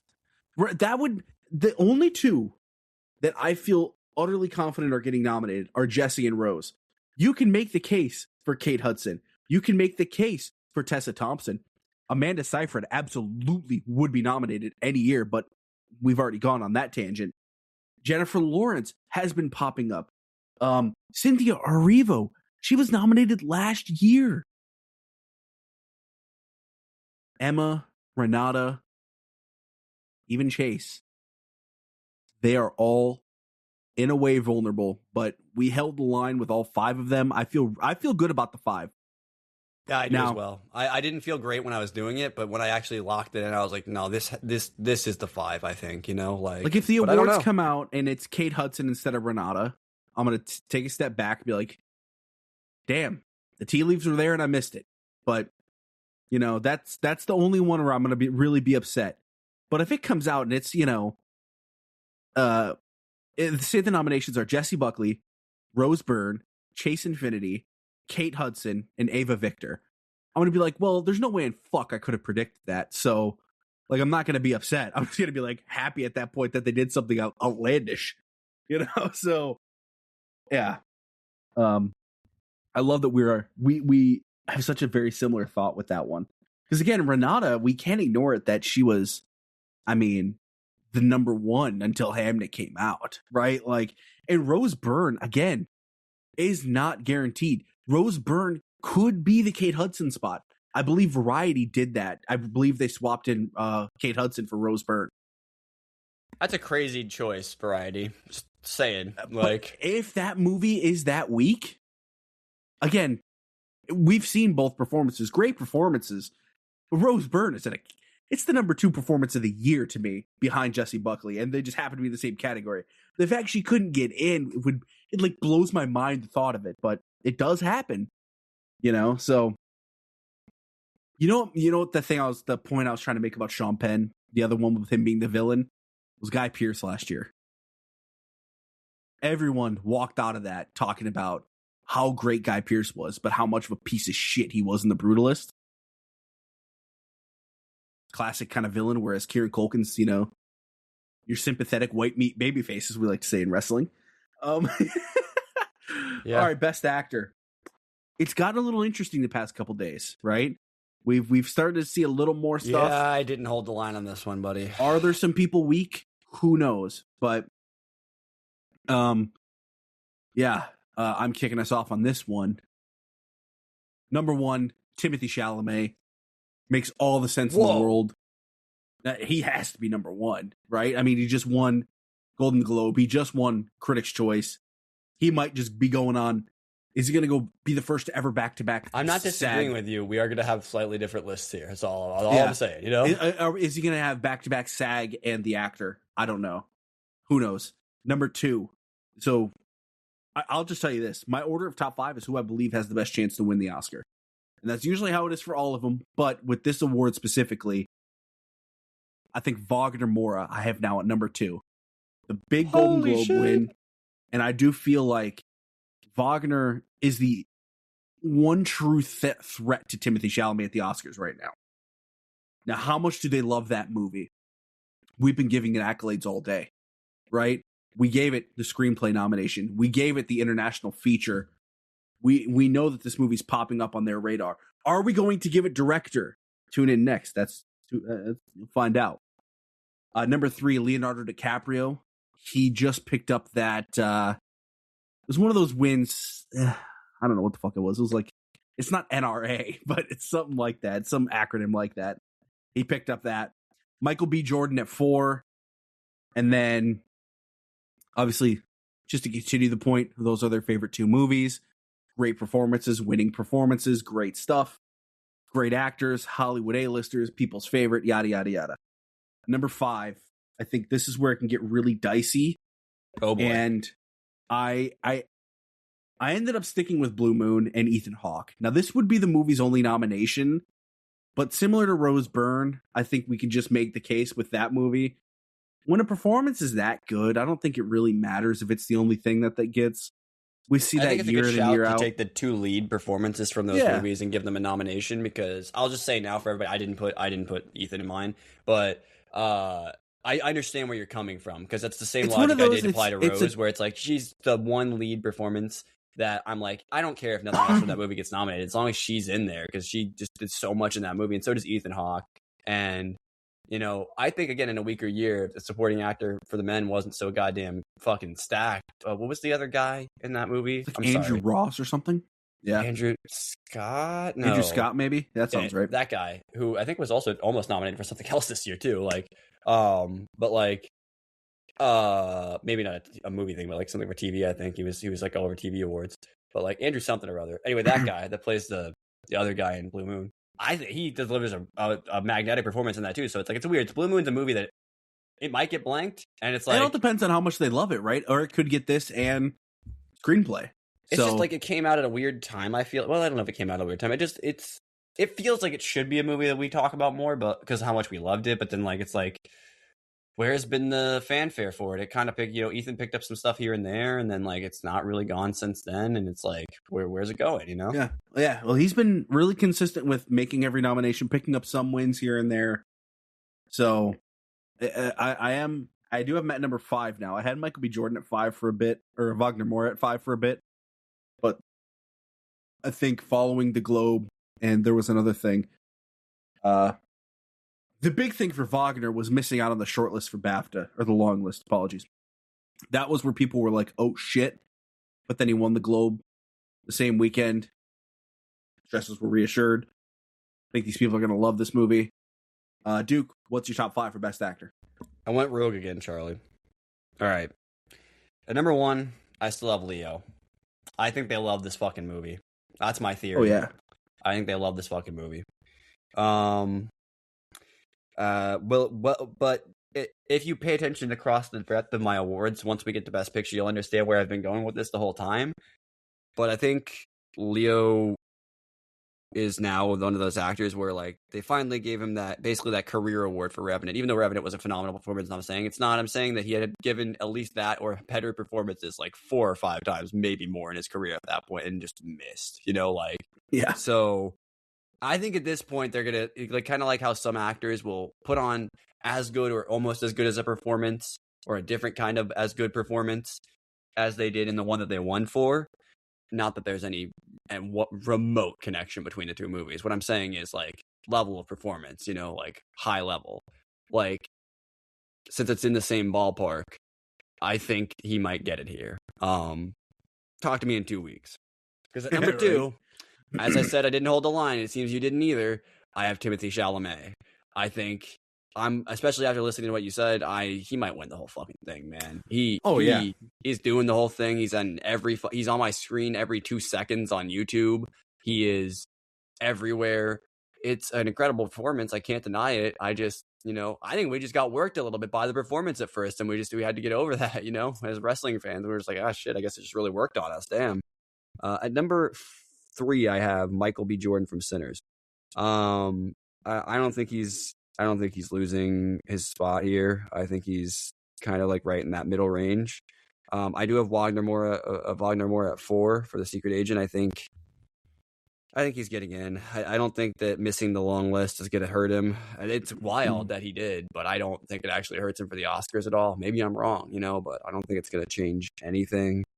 And at number 5 is where I went rogue, buddy. I have Joel Edgerton getting in. I have him just barely squeaking in. And he's not winning. But man, if I won't be like slightly in the back of my head being like, man, what if he did though? What if he beat Timmy? And yeah, so that's my 5 for Best Actor. I do think there's like a 0.01% chance that Joel can somehow still get in.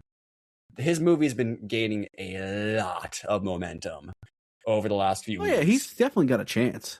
It's just there's so many performances this year. It's like, what are you taking out? What hurt Joel Edgerton for me was, and I actually have him at 7. I have Plemons above him. Was Plemons got the SAG nomination, and I think that was just a key factor. That with Joel missing that and him getting that, I was like, I think they just prefer Jesse more. But I think 5 through 7, I think Hawk, Plemons, and Joel are fighting for that last spot. So yeah, it's the first 4 are locked up. Who are you getting in over? It's and I to me I think we hope Wagner's locked up. That one. Yeah, I guess technically Wagner's 2 could be open. There could be a scenario where it's Jesse and Ethan, or Jesse and Joel Edgerton or whatever, Mm-hmm. and that just ends up being the case because Secret Agent just loses all its momentum and it's just trying to win international and maybe it gets into screenplay or something like that, but yeah. All right, well, what do we got next? You're jumping into Best Director. A gauntlet of fucking gauntlets. So I didn't I held the fucking line because you have to, because he's not fucking missing. He's not losing. It's fucking Paul Thomas Anderson at 1 here. I mean, one battle after another is probably winning this award. But the thing that can maybe beat him is Ryan Coogler with Sinners, because both of those movies, it's the same thing we've been talking about this whole hour and it's going to end up being 2 hours at the end of it, I think. This entire 2 hours, we've been discussing the idea that Paul Thomas Anderson and Ryan Coogler basically made 2 of the best movies of all time, straight up. And that might sound like hyperbole, but it's not, man. I genuinely think 20 years from now, we're going to be talking about these movies on this podcast still, if we're still doing it, So I think those 2 are 1 and 2 locks. To number 3, I have Chloe Zhao for Hamnet. I think, man, why couldn't it have been a weaker year for Charlie? Fuck, this used to be almost her award. You know what I mean? Like, fuck, could still win the DGA. Sure, and if she does that, then I think she's and winning who knows, the goddamn Oscar. Chloe might get big crownings at BAFTA. She might be the conclave of this year. I would love that. Shout out Chloe. I fucking love her as a director. At number 4, I have Jafar Panahi for It Was Just an Accident. I think he gets in. I mean, the guy, again, he literally risked bodily harm and imprisonment to make this movie. I think that needs to be goddamn nominated, if anything. And at 5, not holding the line, Charlie, I have Josh Safdie getting in from Marty Supreme. It's happening, dude. The way they have him talking about this movie with everybody under the sun, I think he's going to get in, dude. I don't know. They had to fucking, like, sacrifice 3 virgins and fucking make a summoning circle to get this movie across the fucking goal line. You know what I mean? Like, it was a fucking effort. By the way, did you hear Timmy say this the other day, that he shot fucking a Complete Unknown in this movie, like, in, like, a 7-month span or some shit like that? Like, yeah. What a fucking animal. Talk about 2 diametrically opposed characters, too. You know, like, holy shit. Maybe that's why Timmy's winning. Shit, you know, like. But yeah, I did put Josh Safdie in here. I think there's a really good chance with all the momentum that Josh Safdie gets in here, you know? Like. Yeah. We have the same 5, but in different orders. I have One Battle, Sinners, Hamnet, Marty Supreme, and Then It Was Just an Accident. And the reason is, I don't know if Jafar is getting in here. I'm nervous about it. It's keeping me up at night. That means neither of us put Guillermo del Toro, which has been nominated for the DGA. He's been nominated every single step of the way. We both have him missing, but I'm also pretty sure every year he has a movie, he's in this category. So, like, pretty much. And that means Joachim Trier and then Kieber Filho for Secret Agent, as well as Yorgos Lanthimos for Begonia aren't getting it as well. But Yorgos has unironically been an afterthought in this award, which is fucking insane. Like, that's how good director is this year. Yorgos Lanthimos for Begonia has been an afterthought. And that movie is best director, like, level fucking good. Like, that's winning performance good. And it's been an afterthought. So that just shows you the category this year. And this is kind of where I'm at with It Was Just an Accident. I get really stuck on... I do think they're going to do an international film because they're so good this year.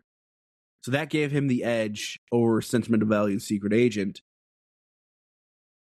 But man, it is hard because I almost feel like if we're really riding the fucking momentum wave, not putting Kieber Filho in here for Secret Agent feels like a mistake. And it's something that's really bugging me. But as I did with original screenplay, I'm holding the line with It Was Just an Accident for Best Director. I do think the Academy wants to give him a spot at the award show. I think he's earned it. It's the Palme d'Or winner. This is a legendary director. Just all like right. I'll put it to you guys like this. He's going to jail when he goes back home. And we will not probably ever see him again in terms of him making He said movies. He's going to serve his time too with honor. So unless they're really magnanimous, because maybe they respect the art that he made or some shit like that somehow through all of it, you know, like, or maybe they just respect that he's been willing to take it, whatever the fuck. But I just feel like we're never seeing him again, so we might never have another chance. I know that's not necessarily to some people a reason to give somebody a nomination or an award. I mean, what else are you gonna do? You know, like this guy. I know I keep. We going see back often to he that risked they his give life for this, but it's not an exaggeration. You know, like no, yeah, and we see often that they give acknowledgement to stuff like that. I mean, yeah, look, they finally got to acknowledge Jacques Audiard last year, even though the movie fucking sucked. Right? They didn't care. They nominated Jacques Audiard for Best Director last year. They will get an international director in. And if they don't, that's a whole other fucking, you know, I don't know. But, yeah. I like that we have the same 5 there. Okay, here we go. Best Picture. I guess it's me just jumping right in here. All right. Number 1, One Battle After Another. Following all these awards, it shouldn't be a shock, right? It's fucking super strong, dude. Number 2, Hamnet. It just beat Sinners, heads up in a 1v1 fight. I mean, what more could I say? Number 3, Sinners. I think these are the 3 movies that have a true, genuine shot to win Best Picture. I think that proof is in what they've been winning so far. And Sinners just recently got the edge over Sinners. Or Hamnet got the edge over Sinners. Like I said. So, number 4, Marty Supreme. All over the awards tonight. Number 5, Frankenstein. Number 6, Sentimental Value. Number 7, Begonia. And these are my only 7 locks. I'm certain about these 7. The other 3, not so much. But that's where it gets fun, right? Number 8, I have Train Dreams. Train Dreams has gone from like 15 to fucking 8 in the past 2 months. What an awesome ride. By the way, if Begonia gets nominated, I can't wait to talk about the roller coaster. Because that'll be the true roller coaster of an awards movie. Number 9, The Secret Agent. That would be the second international film nominated, just like I'm Still Here last year with Brazil. And then at number 10, It Was Just an Accident. Barely hanging on. And I think that is the edge for Jafar. I don't think Jafar gets nominated for Best Director if his movie doesn't get nominated. But at the same time, I think it's the most vulnerable right now. That's why it's at number 10. I'll talk about my other ones after because I want to hear yours first. But Duke, I mean, what a ride. Yeah. It's time. What's your best Everyone is going to yell at me because I nominated fucking at number 1 position, one battle after another, and every award you need to win to get the fucking path to Best Picture. And I put Sinners at number 1 in Best Picture because I still think that is the best movie this year. I've said it for months. I keep coming up with more ways to talk myself into it, and I think it's the truth. I think it needs to be rewarded for that. So talk to me again in 2 weeks. Anyway, At number 2, I also have Hamnet. I think it has more of a chance than it ever did after winning just the other day, So I think it's got a strong chance, so much so that I put it over one battle after another at 3.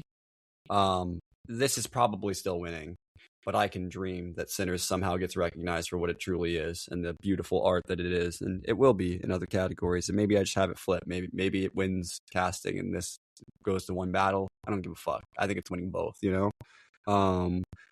So, well, actually, I didn't predict that, but, there's a possibility that it wins both, Maybe that's the extra award it picks up besides adapted because, I don't know if he's, maybe it goes adapted, casting, screenplay, one of the actor awards, and then, fucking something, I don't know, but we'll see. At number 4, I also have Marty Supreme. At number 5, I also have Frankenstein. At number 6, I also have Sentimental Value. So our 1 through 6 are the same, just a slightly different order. I just moved one battle down 1 or 2 slots, I guess. And Sinners up 1. Makes sense that those are top 6 locks with how we've been talking about them, for months on end now. At number 7, I actually have, and this is going to fucking blow your mind that I have it having this much of a chance, but I have it was just an accident here for the same reasons I've been talking about this whole 2 hours. They're never going to have another chance. Does that mean it's winning? Probably not. But boy, do I think it's got a chance to get in here. At number 8, I have Train Dreams. This movie's gaining, dude. It's gaining hard. It could easily secure itself a spot here. At number 9, I have The Secret Agent. And my logic for this is last year. We had a French film and we had a Brazilian film in this category. Same thing. Yeah. So at number 10, I have Begonia. It's still a lock to me, but I just think it's lost a lot of steam in Best Picture. But it's still going to get a nomination. But we did end up with the same 10. 100%. So it shows it can go full circle at times. Biggest difference I think is just we both have Begonia and Train Dreams swapped. Yeah. Or Begonia and It Was Just an Accident swapped. That's our only difference. Yes. We are viewing that movie a little bit differently but that's just like a personal thing for me. And as I said, I'm spinning narratives on this one. So, Yeah, I think my Begonia right now, why it's no longer a question. What if it wins Best Picture? What happens then? That'd be crazy. Begonia. What if that happens? That'd be insane. Oh, jeez, that'd be fucking. Oh, I don't know about that. It would be insane. Yes, I'll give you that. But beating some of these others, gets blanked everywhere else, doesn't have a chance in any of its other categories really, and then wins this. That would be like the most Oscars thing to do ever. I feel like, So if It Was Just an Accident doesn't get in at number 10, I feel very confident that it's F1. I think F1 is it's got the best chance it's ever had at the perfect time. I could see it sniping that spot. Because while we know Marty Supreme, One Battle After Another, they were blockbusters this year. A lot of people, the general audience sometimes doesn't view them as that because of, who made it. You can tell by the marketing, they were blockbusters. But F1 is a true blockbuster in terms of, like a $400 million fucking budget blockbuster. So that could get the blockbuster spot. I think Weapons, again, if it was just an accident, is no longer in play, or if maybe Begonia is no longer in play, right? You're looking at a potential Weapons spot, because Weapons could have an unbelievable night, right? In terms of getting that cool screenplay, would that be, bro. If a movie we literally sat next to each other to watch at a theater together this year was in Best Picture, that would have been. I know. How fucking full circle would that be? That'd be 3 Warner Brothers movies in Best Picture. What a year for Warner Bros. So, yeah, I think, so we both had 3 internationals. Train Dreams ends up being the Netflix movie.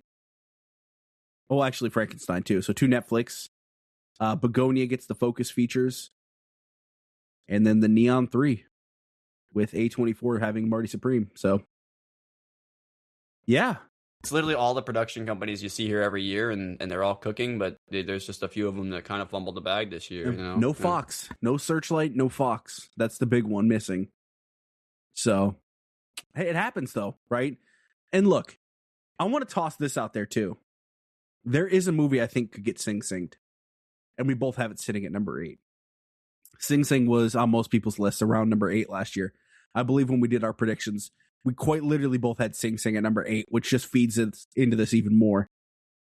Train Dreams could absolutely get Sing Singed, and it could get bumped out for F1. And I hate that with a burning passion, because I felt it's true, at right? the time that we watched the movie, and I didn't want to speak it into existence, and I hate that you just said it, because now it's probably going to happen. Fuck. Train Dreams, I think, is because it was a conversation I had, just like a quick back and forth on Twitter.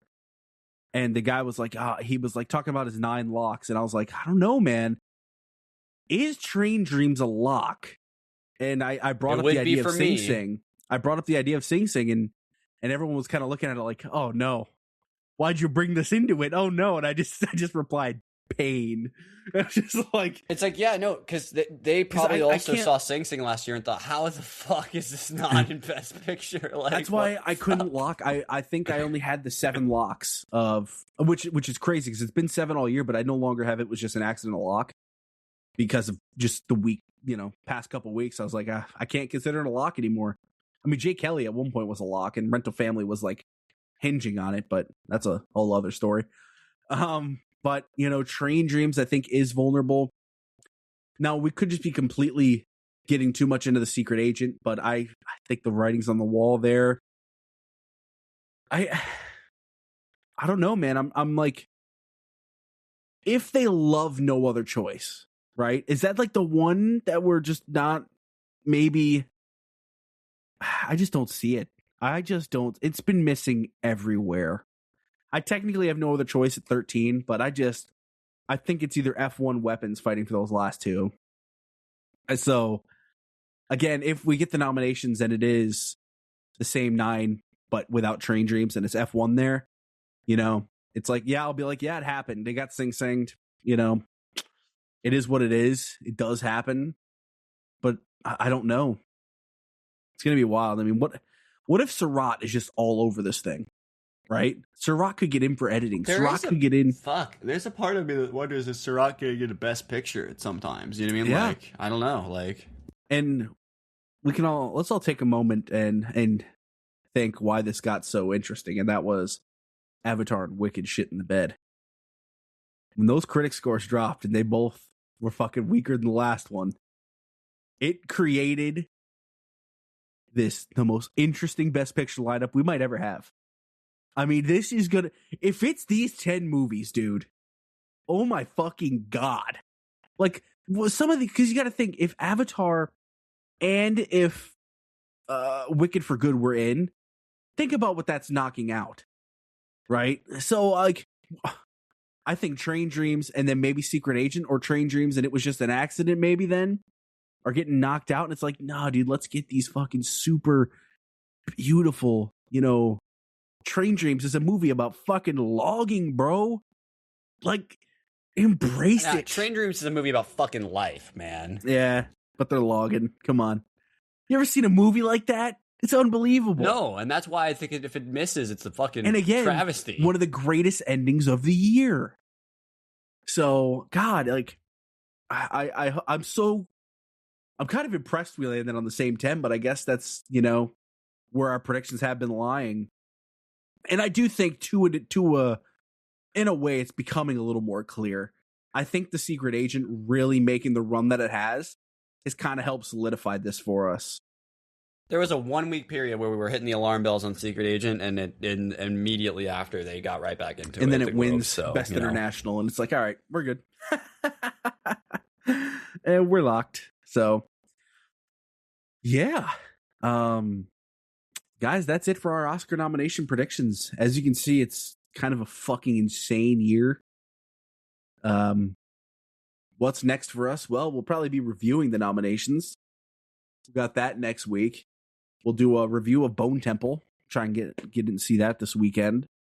And then probably other than By the way, that, I'm hearing great things about Jack O'Connell's performance in that movie.